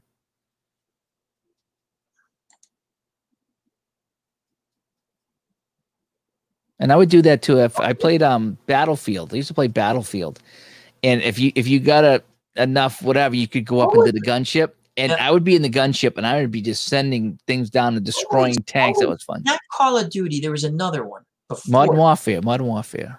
No, but not the Call of Duty series. What the? I played. You basically were a one-man army. Like there was no supporting AI or anything. Oh, what the? And I battle. Oh no, not Battlefront. What the hell is it called? Oh, there was a Modern Warfare game that wasn't Call of Duty. There was Modern Warfare. Okay. That was more. No, this was World War II. Oh my God! I bought every version. I played the snot out of it. Like you were on a train, you had to shoot all the Germans and stuff. It was like crazy stuff. I gotta grab it later on. It's gonna drive me nuts now. Oh, was that the one? Were you BJ something or other? BJ Blazkowicz? No, that's Wolfenstein, which Wolfenstein. Okay. That'll give you a head. It's a fun game, but my God, it's run and gun. It's Medal of Honor. Glenn said. Yes, Medal of Honor. I always thought they sucked. I thought they sucked. Then when Call of Duty came out, I was like, oh, I like this better, and I switched. Call of Duty is. I have some of the old Medal of Honors, and they're terrible. They're tough to play. They're tough, yeah. I mean, not tough, just clunky tough, like just not feeling it tough. That's pretty fun. He said he used to play Risk, and they modded it with air raids, and that's funny. Fun. That's funny. I just I bought on the PC Axis and Allies. I've never played it yet in a Steam. I gotta figure. There's a couple of fun Steam games that's strategic warfare. I want to say it's called. They're not that expensive. They're loud, really loud though. I think the first Medal of Honor was good, but they had a Medal of Honor Airborne, which was voted like one of the worst games of that genre. Maybe that's the one I played. There was an interesting one that was called Commando. It was a top-down version. You could see your little player. But the great part about this was because it's top-down, you could see where all the Germans were too. Like they're in the building, like, watch this. Grenade. It was fun though. I played that. Then again, you're sitting there going, it comes to a point where once you get good at the game, you're like, I know where they all are. It's pretty easy. Yeah. But it was a fun game. I liked, for a first-person shooter, playing online, and I'm not a big online person when it comes to that stuff. Verdun, which was a World War I. I'm like, this is my speed. Bolt action. It's not running gun, right? You have to play. I'm good at this. If you tell me, like I'm watching and we're defending a line and I have to stay in this little area, because you're playing, and you would play 16 on 16 when you maxed out, and that was fun, right?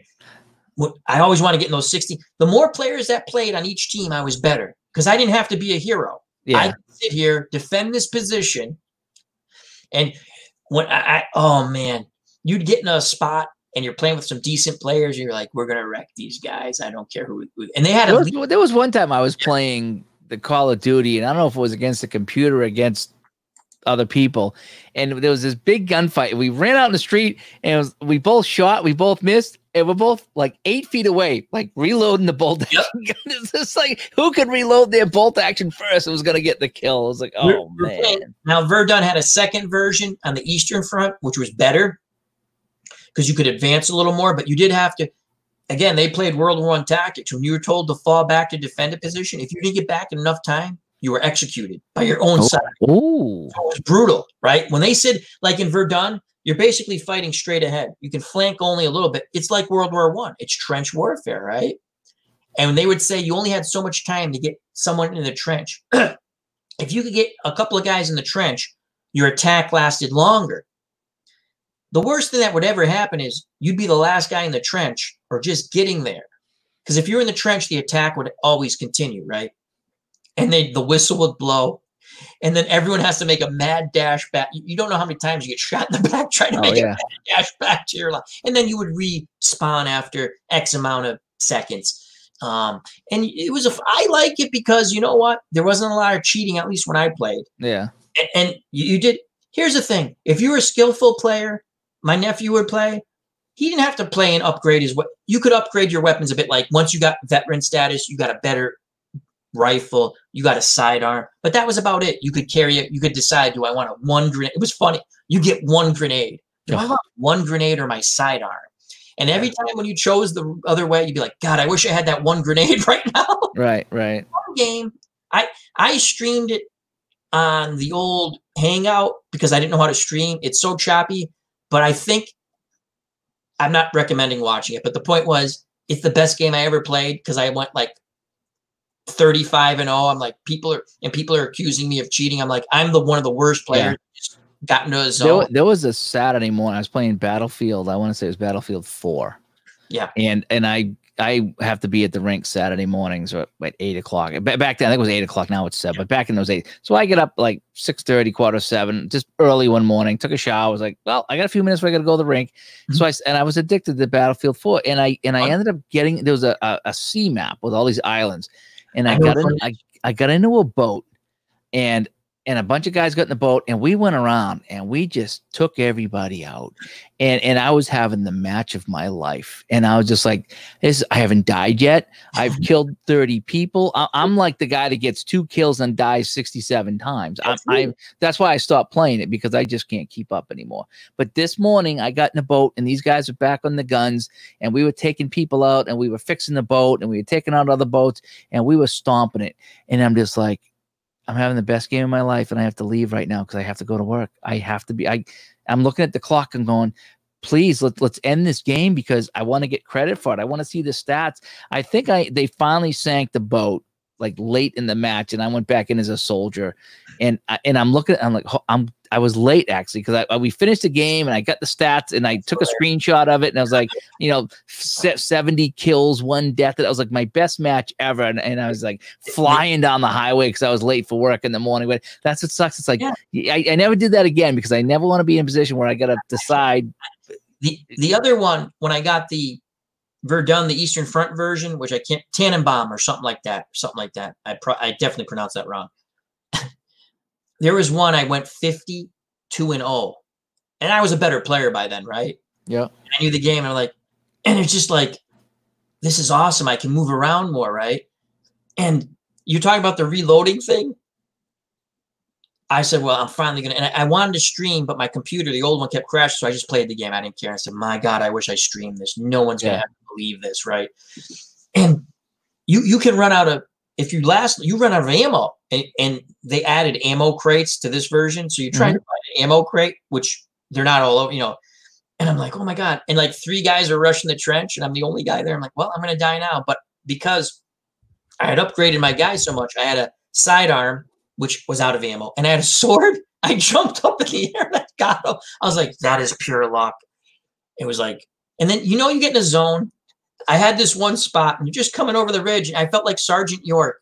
If you know who's Sergeant York, I'm sitting there going, I can't believe they just keep coming over this ridge, and they're just running. Oh, they're not like even, because I'm like, pop, and again, it's bolt action, so pop, reload, pop. I'm like laughing, and my mother, God rest her soul, is alive, and she's laughing because I'm laughing. I go, I can't believe I'm playing this well. But yeah, it was a fun game. I always enjoyed that game. So yeah, some of those are really, really, really fun. The thing with the game you're talking about, Battlefield, a lot of cheating in that game. Way too much. The infamous, we used to play, my friends and I, there was one called the Locker Room, I think it was called. But it was fun because, again, it was closed in. And on the PC version, right, you could play, I think the max was 30 against 30. It was a ridiculous max. You could play more. On the PS4 version, it was like, again, 16. So the more people that played, I'm better because I can just, what do you want me to do? I can do this. I'm not. There's more targets. There's more targets. Right. And, it's not run and gun. The next thing you know, you're getting shot through the wall from a guy out there behind. I'm like, really? And because you can see the kill cam, and like he's cheating. you know, and they get booted. But yeah, I like that. The problem was we were on one map there. We got on top of a building and my friend goes, hey, we can lock this door. So we locked the little hatch door, right? And because I was an ammo feeder guy, we just sat up there and were annihilating people to the best of our. And some guy came with a chopper and this other guy with us had a RPG. He lit him up. Oh, it was like the best game ever. You want to see my best kill? Yes. I'm so proud of that. I'll share my screen here. So, this is from Star Wars Battlefront from a few years ago. The setting is on Tatooine, and you know the big Jawa crawler? Yes, Tatooine was fun. That's the desert one. Yeah, somehow people knew how to get on top of that thing. And if they got on top, you couldn't get them. And they would just lean over the edge and pick you off, and they were there for the entire match. You just couldn't kill these guys. Yeah. I killed one. Let me see if I can show you this video here. Set it up. Now we're going to go here. All right. Add. There we go. Okay. So I'll see if I can maximize this here. Maybe it is already maximized. I don't know. Let's see. Oh, wow. They got full screen. Okay. All right. So you can see that, right? Yep. Okay. That's the Tatooine crawler. There's a guy on top of that. Watch what happens. Up there. I don't know how they get up there, but they did. Watch this. I throw a grenade. He peeks out, and the grenade gets him. One more time. I go, can I get this guy? I just blindly threw a grenade, and he just peeks out, and the thing blew up, and it got him. Awesome. You know what the best part? Was that great? See you later, dude. He was so pissed because he probably took forever to get up top. You know, that's the best part. He was so pissed after. That had to be awesome. I played the demo for the new one, and like Darth Maul kept killing us. Oh, you know, like they get like if you kill enough people, superhero thing. And I had gotten killed like 14 times, and I was actually a decent player, right? But again, if you play with people and they're not fighting, they're just going for the kills. The objective is to hold the freaking. Believe me, you're going to get plenty of kills, numbnuts. The objective is to hold the throne room, right? Yeah. You gotta play the objective, and it kind of gets aggravated. And the guy comes, and the same guy killed me like 4 or 5. I mean, the same player too, because you can see the name. Me and my buddy rage quit that game about a year ago. There, Flinner that comes on my show there. Oh, yeah, we were playing, and one guy had Emperor Palpatine upgraded because you can when you get killed, it shows you what this guy was.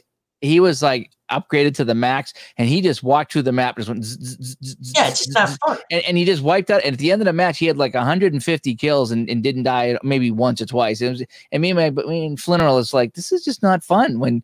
And now that's like an expression that we have. Like if the Bruins were to win a game, 8-0, we say, wow, the Bruins really Palpatine that other team. So we call it getting Palpatine because we were just getting destroyed by this guy. He would just walk through everyone. And so that became not fun. Yeah. But I killed the guy, and the guy was like all mad. And I just laughed. I was just laughing. I go, the guy's killed me like no lie. Yeah, because you're by yourself. Most of my kills was that guy killing me when he turned into, I don't know how he kept becoming that guy, but I finally killed him. I was like, good. And that is actually recorded. I have it somewhere. I don't know where the hell it is, but I killed him. I used to play the Battlefield 2 a lot, and there was a mode that you have to. It was almost like a capture the flag, but you captured the spot, like the Star Wars. Yeah. And so you'd have to sit at the flag while the flag went up. Yep, they do that. I would be there all by myself, and I would be getting lit up, and I'd be getting lit up, and I was like, where the hell is everybody? And I look, and they're all snipers up in the woods, and I'm like, this is not a team deathmatch. No, this is a you need bodies at the flag, and if I'm the only guy there, and I'm just gonna get lit up, it says. So I was yelling at everybody. I said, "Why the fuck do I have 8 snipers on this team? This is not a map for 8 snipers." And we lost every time because they all stood in the woods. They're playing team deathmatch. If you want to play team deathmatch, well. They're playing objective, but they're playing it as team deathmatch. If you want to play team deathmatch, go. That's what I was telling these guys. And so what I would do is I would throw grenades at them and stuff, my own teammates, and I'd let the other team know where they were because I was so pissed off. The worst game I ever played when it came to people, it was a World War II shooter. You get hit once, you died. I didn't have a problem with that. But these guys took this game way too, I forgot what it's called. I bought it on Steam. I actually uninstalled it. I had fun in the beginning. then you come across, because in the beginning I come across some fun players who are like, how do you do this? How they help you? And you come across these guys, I'm like, this is fake, right? It's a game. They're like, they're like living it. Like, yeah, right, yeah. Like, I don't care if first of all, hats off, you're in the military. Thank you. It's a game we're playing. And second of all, why don't you get your ass out of the tank and help me clear this? It's really fun clearing a building with a bunch of other, as they call us, dudes with bolt action rifles, because only so many guys, this was the interesting concept. Only so many guys could have an automatic weapon the way a squad would be set up, right? Not everyone has an automatic weapon. Yeah. So whether you're playing as the Germans or the Russians, because you're playing the Russian front thing, you bolt action, right? And the guy just kept coming, and he's in a tank. And if you were leveled up more, you had the choice, and you could supersede someone, which is fine. I don't want to be in a tank. I don't care if I don't have, but come on.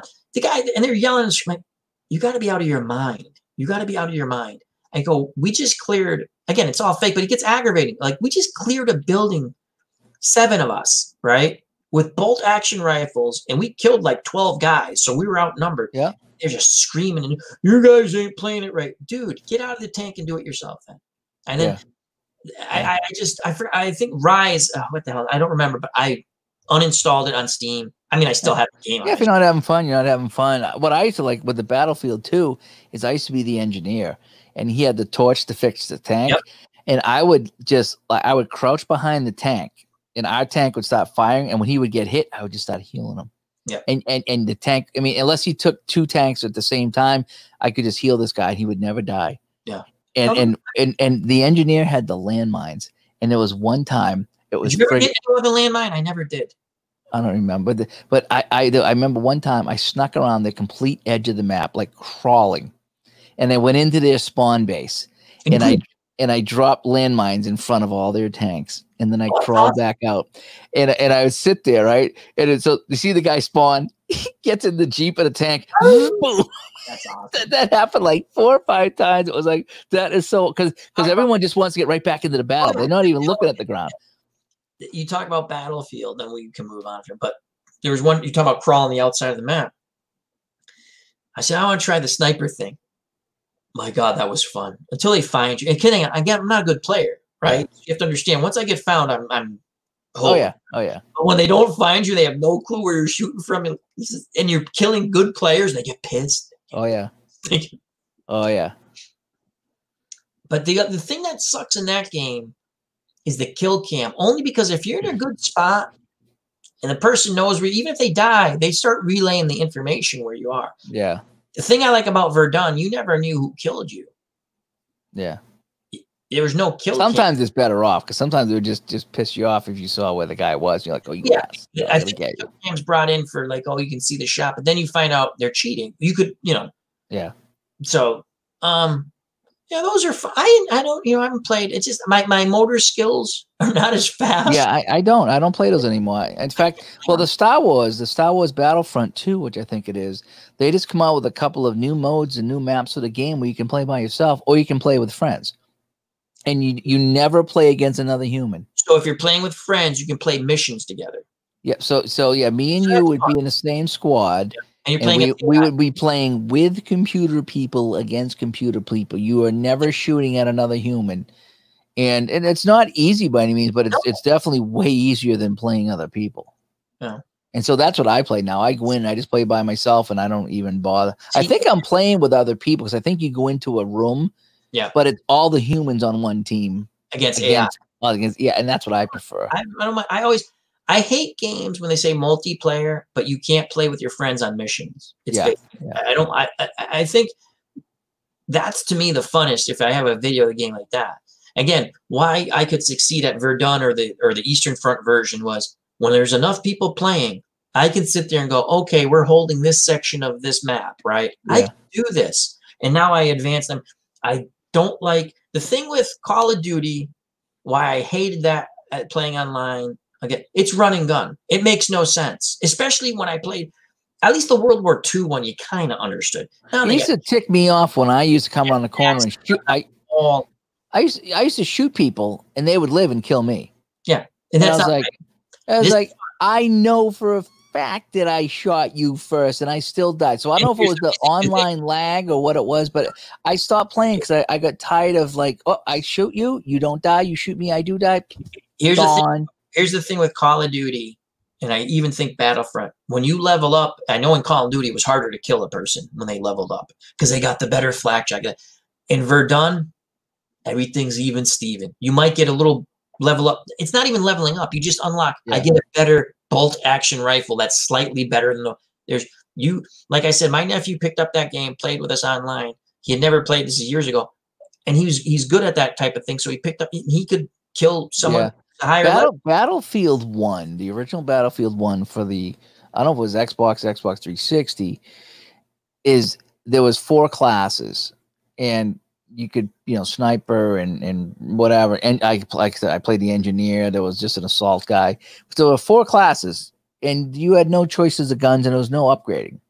So if you had played the game for a year, and I was coming in on day 1, we each have the same gun. And the problem with the Battlefields and the Call of Duties going forward is that if you started upgrading your stuff, and I come in cold, I would have to play for weeks and just get my ass kicked until I could level up to get the first gun. Because I would pick up a gun on the ground, like, oh, now I can zoom in and shoot. But the guns they give you in the beginning are horrible. Yeah. And that was my complaint. It's like, okay, you're gonna play basketball against Michael Jordan, and you're gonna have to wear work boots. Yeah. Until you unlock the sneakers. Yep. I will never win a game in my work boots against Michael Jordan. So I mean, I will never unlock the sneakers, and that's how they did it. And I never cared for that. It stopped me from wanting to play those games. Yeah, and that's why I did, and I don't play them anymore. If I do, I just play them by myself, or I'll go back and I'll pop in like Modern Warfare, Call of Duty, and I'll play the campaign again, and then have fun with that. The first Modern Warfare Call of Duty. Do you remember the TV station scenario? That was awesome. You fought in it. You had to fight your way into a TV station and fight your way out. And there's a gazillion AI guys. I'm trying to remember that one. Is that one had the TV cameras all set up and the guy wasn't there or something like that? Right. Is that what? Yep. And then there's people on the top part. They're shooting RPGs at you. Oh man. I tried to play one of those. I don't know which one it was. If it was Modern Warfare, I think it was Modern Warfare. And you had to run through this like shanty town. Yep. And you hurry up, go. You got to catch the guy. Don't let him get away. And you come around the corner, and there's all these guys on roofs, and I'm just like, yeah. And you got to stop and fight. Hurry up, get the guys getting away. It's like there's 14 guys on the roof with rocket-propelled grenades. What do you want me to do? And you step out, and they kill you. And then you go back to the beginning, and you try it again. It's just like it stopped being fun. It's just like, so you just do a big bums rush, but while they're shooting at you, which is not really realistic. But if the guy gets too far away, he gets away. I didn't and I think when I get done, I must have killed 150 guys. When I got done, I was like, boy, that just wasn't fun. I think that's why. And I've always liked sports games, but I think I just even like the World War II operation of battle. I can sit down, have a cup of coffee, analyze something. It's a game. I don't want to get stressed out. Yeah. It's a game. I lose a football game. People are like, oh, you get into it. Yeah, I get into it. It's a game. I make my joke. I get pissed. Am I really pissed? Yeah, but it's a joke not a joke, but I invest myself. Yeah, I don't want to lose, But the thing with those other games, we played Borderlands. We had a ton of fun that one time. You know what's funny? I haven't played since. Me either. Yeah. Why is that? We had fun. You might like the Star Wars Battlefront 2. I don't know if you have that at all. It's really cheap now if you didn't, but that's something we could demo. It's probably like $20. Yeah, it's not even that. It's just. But we could get on that in the same team, and if you like, I like Star Wars. I like the guns. I just unload on the other team until I die, and I have fun because I'm playing against robots, and I don't care. Yeah, but the Borderlands we had fun. You and I we played a long time that night, and I messed up my sound settings. Yeah, we took like a half hour before you could hear me. Then when I tried to stream with Nurse Theresa, it was like I'm like, oh god, I got to figure out how to redo this now. But no, that was fun. I was telling her the other day, and I told some people actually I didn't, and I liked the game. I didn't go back to it. I don't know why. I think I've just gotten past the point. I haven't done any shooter games in a while. Every once in a while I get the itch. I never played the Navy SEALs one. I just couldn't control it that well. I should try it again. I should try it because I got a PlayStation 2. I should try that. But I do enjoy. Why do we? Again, this is what you have, the whole evolution of Uncle Dave's gaming, which I love that. You know, we went from. I mean, is it because probably we were younger? You know, we played these games and I played them for hours, and it wasn't my life. But God, I was coming home thinking about, okay, after my softball game, you know, after work, I'm gonna eat and take a shower. I'm gonna sit and I'm gonna veg out and play this game for 2 hours. Yeah, we did that with Diablo 3. I mean, Diablo 3. See, that one I could still probably, if I played again, I could get into, or that those type of games I enjoy because there's something about those games. You aim, the aiming's easy. You're playing against AI stuff. What Diablo did well, they did 2 things well, is that everybody had their own loot drop. So when you killed whatever, or if you killed the boss, yep, everything on the screen was for you and you only. Yeah. Nobody could take your stuff. Someone saw something different on their screen. Exactly. So you might get a legendary weapon and I might not. I might get this. So that's what Diablo did good. The other thing Diablo did good is they had so many difficulty levels. Yeah. They had like baby mode all the way up to Grandmaster or the Legions of Hell or whatever it was. And what we do once in a while, and my wife used to play Diablo with us. She loved Diablo, right? Theresa was a big Diablo fan. Is we would level up, right? And we have a pretty good level. And then one night we were like, you know something, we just want to kick back. So we put her on easy.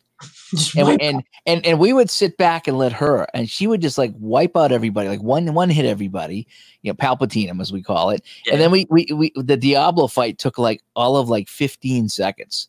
You know what I mean? Because she just went, she wiped them out, and then like there was 2 stages to it, and she did it all by herself, and we just sat back and watched, and and it was fun because it was easy mode, but it was fun. In Diablo 2, that's the only, I didn't play Diablo 1. Diablo 2, my friends got me into it, and then I played it. I liked the game so much, I bought it for the I had it on the PC originally, right? Yeah. I picked it up for the PlayStation, and I was like, oh my God, it's even more fun with a controller because I can do certain things quick. Yeah. That's just me. I'm not quick with the keyboard, right?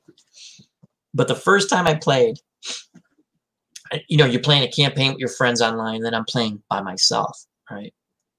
And I get to the end, and I had the Crusader as my sidekick, and I give him all these great. That was the other cool thing.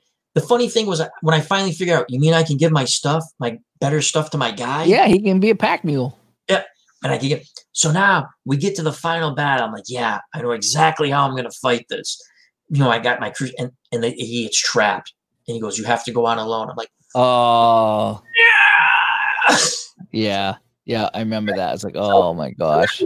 I think I killed it, and it's not over because now because it sends you to the darkness. You kill it, or you kill it. You go. Then you come back, Then you gotta fight him again. I don't know if it was 2 or 3 times. Like, no, but I finally did it. It was so much fun. I loved that big guy. Was it Beelzebub or whatever?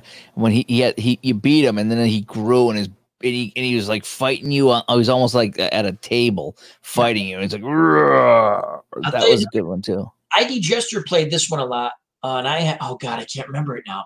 Again, it's Diablo-ish. There's a lot of games Diablo-ish. Oh, was it Pillars of Eternity or something?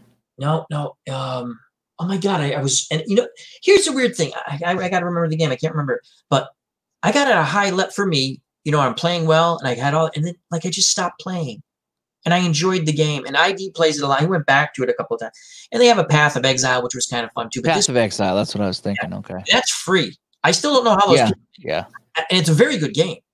I still don't know how. And I played a ton out of that game for a while, and I just stopped for some reason. I would ask my friends at work, how do these people make money again? Because yeah, you can buy a loot crate, but you don't have to. Yeah, I don't know. They must have some form. Must somehow. And it's a free game. Now they have the most insane skill, whatever that's called. Yeah. You know, like oh my God, it's like calculus. If you go in the wrong direction, well, you better go in that direction because it's too much to go back that way. Right. But what the heck was that called? Very Diablo, and you had to fight. I remember the first big boss battle that was difficult for me was you had to fight the warden, and you're in this closed-in area, so I can't do my runaway escape thing and keep hitting them with it. But we figure it out. And what the hell was that? Grim Dawn. That one I don't have. Yeah. But yeah, those games, I think I still like, I can play a little bit of that. But yeah, the sports sims are, and I find myself not wanting to buy new sports sim games because I like the ones I have. I look for things, I look into them, I watch videos. I'm like, I don't know. I'm still kind of new with it all, so I'm enjoying finding the different games and playing, even a new hockey games, and I still want to play some of the other play games. I'd like to try maybe the baseball game or they have the football game, which is a long game, but they have the express version. If it wasn't so expensive, I would pick it up and give it a try. But I enjoy my sports sims and I take my time with them. And the other day I looked, I got a ton of hockey games, and I got like 3 baseball seasons and like a ton of hockey. I says, I need to stop playing these before I buy any more. And I did the World Series, and I'm trying Strat Advance. And then I pulled out my Strat Hockey tonight. And a lot of times I play them on the help, but I said, I'm going to stop playing these. And I'm like, boy, I bought them for a reason. They're fun. I was telling Nurse Theresa this. I go, I got these Strat seasons, and I got to play them. Whether I play them, just use the cards for something, because I bought them because they're all interesting seasons to me. Yeah, you know, I have Strat PC, but to be honest with you, Strat PC is fun. Setting up the cards and just rolling the dice and playing at that speed and that level, it's fun. I'll tell you the one thing, the Roberto Schiavini, and I got to get back to, I think I'll just finish that offline and post results. My Olympic boxing tournament was fun. I modded that. So I credit you with, because you guys are playing a lot of those games. The only other one, and again, there's a lot of good games, but the one that is a basketball game you play, I keep looking at it. Do I want to get it? Do I want to get it? Was that regular season basketball? The one from Marco, yeah. Well, I mean, that's what that game is. It's either a quick play rolling for the score, or you roll and then you check the stats. And it's a fun. I mean, it is fun at the end doing the stats. I gotta say, it doesn't. I don't want to say it doesn't flow, because that's not fair to say. But that game is not designed to flow. It's not designed as a play-by-play game. It's a 3-minute highlight reel is what it is. So you roll the dice. You're like, okay, you got 10 points in that 3 minutes.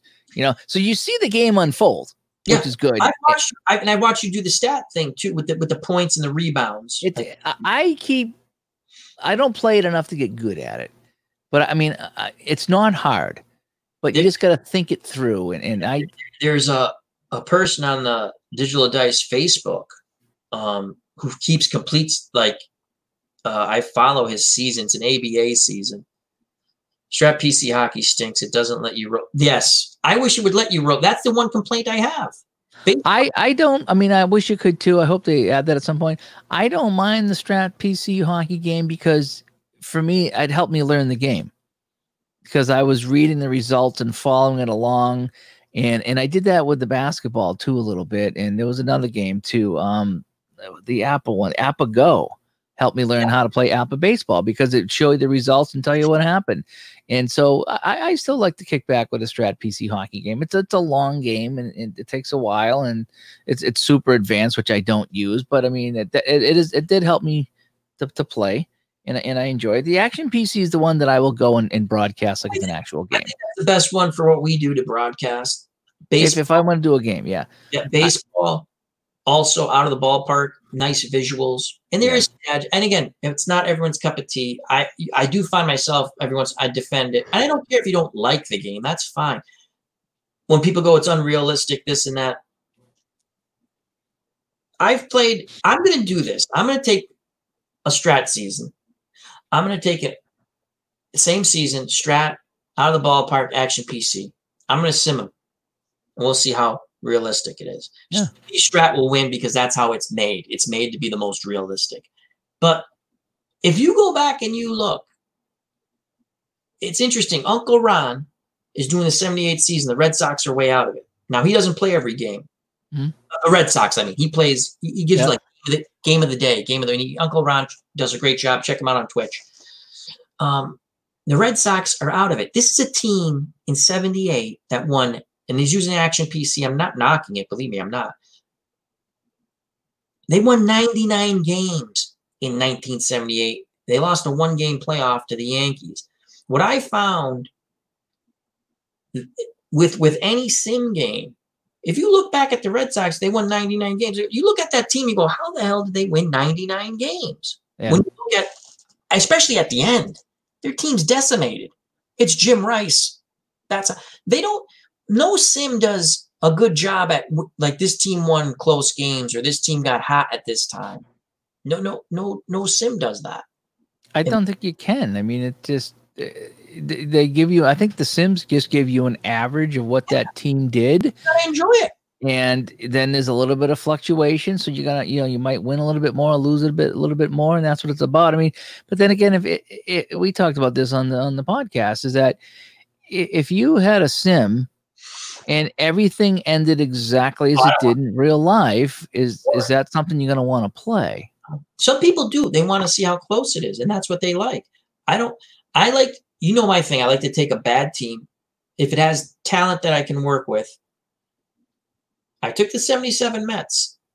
I was going to play the season anyway because of the Red Sox, one of my favorite seasons as a kid, the 77, the team before 78, because they just scored a ton of runs. And I'm underachieving with them. I'm not going to reach the 97 wins. I'm hoping to get to 92.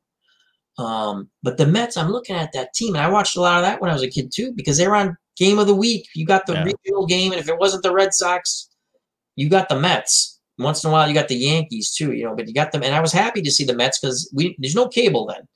Yeah.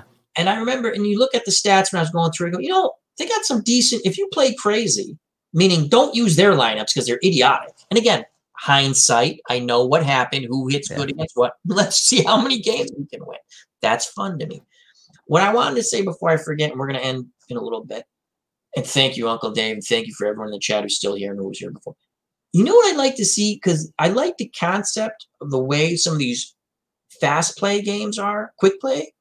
I'd like to see them take that to another level, meaning maybe not fully take it out. I actually would like to see them make the people who make the quick plays and see how they would do a deeper game. Because I'm not saying to make it, I'd like to see how they would interpret it. Like we're talking about hockey, right? Well, can we, instead of having every little roll in the corner, can we do something? How would they interpret? Because they think differently with the quick play game, right? Well, okay, we're going to give you a full game. Because with the Olympic boxing game, you can play that extremely quick, but I modded it because I wanted it to go a little longer. And I wanted a roll at the end that you might get a knockout, as well as a roll at the beginning you might get a knockout. I would love to see their concept of a full game. And again, it doesn't have to mean it plays for 5 hours. I don't want that. I want to see. Well, I think when you design a fast play game, you're kind of taking a real general view of the team. You give an offense and defense, and that's that. Oh, inside the crease, we call that whack-a-mole. That's one of the whack-a-mole games. Again, good game if you like it. You don't make any. You just it tells you what to do, and you click on it's whack-a-mole. You just whatever pops up, you're whacking with your mouse, and it's just. I tried it, and I didn't enjoy it at all. It's just not my cup of tea. And some people love it to death, and if you do, that's good. For me, I couldn't really do it. No, I'm good, my friend. I appreciate it. I'm all set though. I appreciate that. I just would like to see them take. I get it. They're getting the right, but it'd be interesting to me because I've sat there and tried to go, wow, if you could just take this concept, and I kind of did only a little with the Olympic boxing game. I can stretch it out a little bit. Imagine these guys who know the engine could sit there and go, okay, let's at least give you a medium play kind of game. Yeah, but see, then you're looking at rating all the individual players, and that's when it gets nuts. Like even the Downey games. I buy some of the Downey games, and like the final score hockey, you can buy a decade for $10. Yeah, I know it's a different. But if you get the ultra quick, it rates the players, and you get 1 year for $10 rather than 10, because instead of just an ABC rating for the team, it has all the players, and then that factors in, and so the whole bit. So, so that was the deal with that game. Yeah, but I've made seasons for my friend Tarkenton, and I modded it, meaning instead of giving a play result rating, I give the player plus the player, meaning I adjust it, and I would go into Football Reference. What did the guy rush for? Is it above the average? at the average of the league or below the average, and that's how I would come up with my, certain. So I get that. I just would think it'd be an interesting concept because I think I think they probably could make a good, quick play, full game. When I say maybe because like Mike Seelock's in our group, right? And he just come out with that new downtime hockey game. He said he was sitting home and he just created it, and he created it was for minor league teams, and it's so I play. It was an interesting concept where the teams are rated, on offense and defense and home ice and all that stuff, and you get a rating and it tells you roll the dice and this is what happens. But so he's rating a team in general, overall the team. Once you get into individual players, that's when the game starts. Now you have to evaluate individual players. Right. And the thing, just to get back, and we're going to end pretty soon. We went on a lot. I'm enjoying this. I hope everyone else is. Thank you, Uncle Dave. Would a hockey game with the concept of Fran Tarkenton football, meaning one board, you look at one board, you roll the dice, that would probably work. I mean, how do you do it? I don't know. But the thing with the Fran Tarkenton football game, again, it was an offensive play calling game. The person playing defense would pick a defense card. You had a defensive rating, a number, and then it just adjusts it. It's a great concept and it plays very well. I mean, for two people to sit there and play that game, you have a ton of fun. Yeah. And I played Strat as a kid, football, because my friend had it. And I'm going to be honest, again, not that my friends always preferred Fran Tarkenton football. And we had that one season. And then we made some. My friend made some, I made, and again, we're looking at those books. We're looking at encyclopedias then doing right, it. Yeah. So we only made a few seasons, but it just flowed. You were saying like Strat, it makes sense. Like the baseball, it makes sense. It flows. You're not looking at too many things where payoff pitch loses me and it's a great game, but I'm playing with the dice because I don't like card flipping. I watch people do the card flipping and it flows much better. I hate when you have to go to too many charts. That's just me, And we'll go to Dave S. and then we'll call it. He says, I really like Apba hockey as well. Definitely a different play engine from Strat, but flows very well once you nail it down. And I'm not disagreeing. I've never played, but here's the problem with that. You have to nail it down. And I think some people like it. And it's not an inexpensive game. That's what I'm wrestling with. I just have a couple of teams at the house and the basic game. I don't even know if I have the correct shots. Good friend. Dave has the big ass shots, and I just have the small ones. So somebody sent me the older stuff, so I'm working with the older stuff, which is fine. Okay, and that's something that I can see how I might enjoy that if I put the time into it and see how it flows, and maybe it would be fantastic to have all these things in the game. But at first look, when I've seen some of Dave's videos, it's like, wow, this is a lot going on. And so it's I'm gonna have to treat this like I really need to put time to learn it. Maybe we could get Dave on here with us not tonight. This morning, but I don't know if that's something Dave S. would be interested in, and he could we can talk a little Appa. I still need his Strat Advanced video. We're still waiting with bated breath. He did the basic, he did the advanced. We got to get the Strat Advanced to see if I would like that. So I got to make one more plug for my good friend Comics with Bueller. Not that he needs my plug.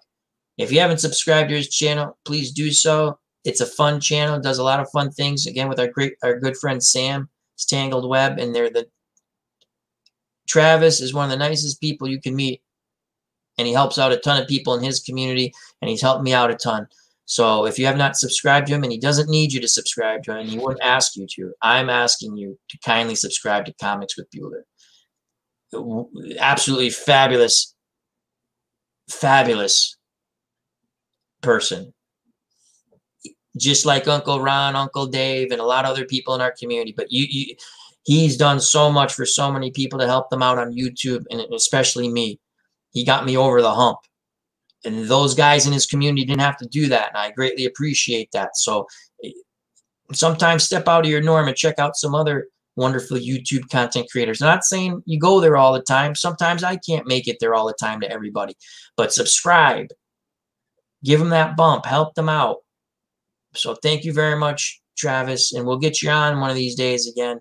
I just haven't been in the mood to do this. And tonight I wanted to do this because I wanted to talk and just be silly and just talk about all kinds of stuff, and that's what we do. And I was lucky enough that Teresa would come on with me. I'm lucky enough that Uncle Dave would come on with me. So anyway, just please check out Comics with Bueller. Again, he doesn't need, I'm asking you to please do it. And if you don't want to, that's fine, but he's just a great guy. Again, I thank everyone who ever watches any of my videos and comes to my streams and takes time out. I greatly appreciate it, but I don't have words to describe him. I don't, except he's very good.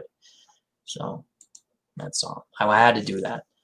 And Dave, you're one of the good guys. Uncle Ron, there's a lot of good guys, whether they stream or not. The people who come on our chats, you know, we have a fabulous community. A fabulous community. Do I get pissy sometimes when someone asks me for the 4,000th time which game do I like the best? Just play the game you like. Don't care what yeah. I don't know, because I might say I like it and then you hate it. The only thing that drives me nuts is when someone says, can you get this game and do a video for this game so I can determine if I want to buy it or not? No. Exactly. It's like, no, I'm not going to go buy a game to save you money just in case you don't like it. I mean, if I like the game or if I buy I usually try to do videos of every game I got, no matter how short or whatever. Try to do it. So, but yeah, no, I'm not going to go buy a game to show you, you know, to be your guinea pig, you know, and save you money if you don't like it.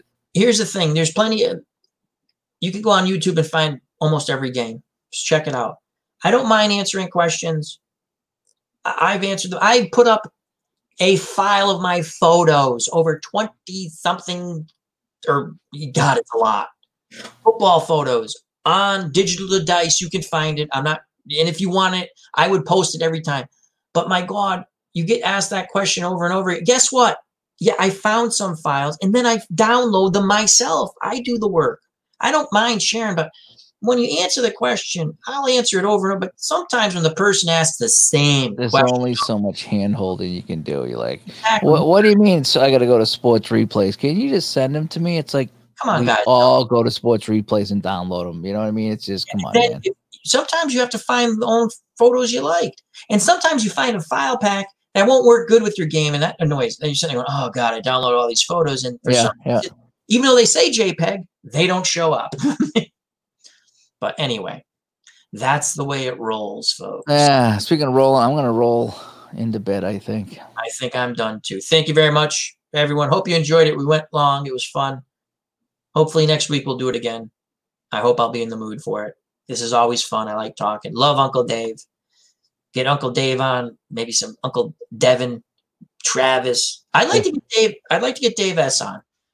As you know, we actually didn't go too off the rails too much tonight. I was fairly good. But I like to talk to sports sims, and it usually makes Teresa go away, but oh well. That's what my show would end up devolving into, is sports sim talk, because it's just a lot of people from the sports sim community come in, so that's what we talk, you know. So, thank you. Longer the better. Thank you very much to Cubs and Bears. All right. Health and happiness. Stay safe. Be smart. Stay away from crazies. We'll get through all this madness together. Thank you for anyone who subscribed. Comics with Bueller. Again, doesn't need our help, but he's helped us a lot, especially me. Thank you. Health and happiness. God bless. Love you all. Peace.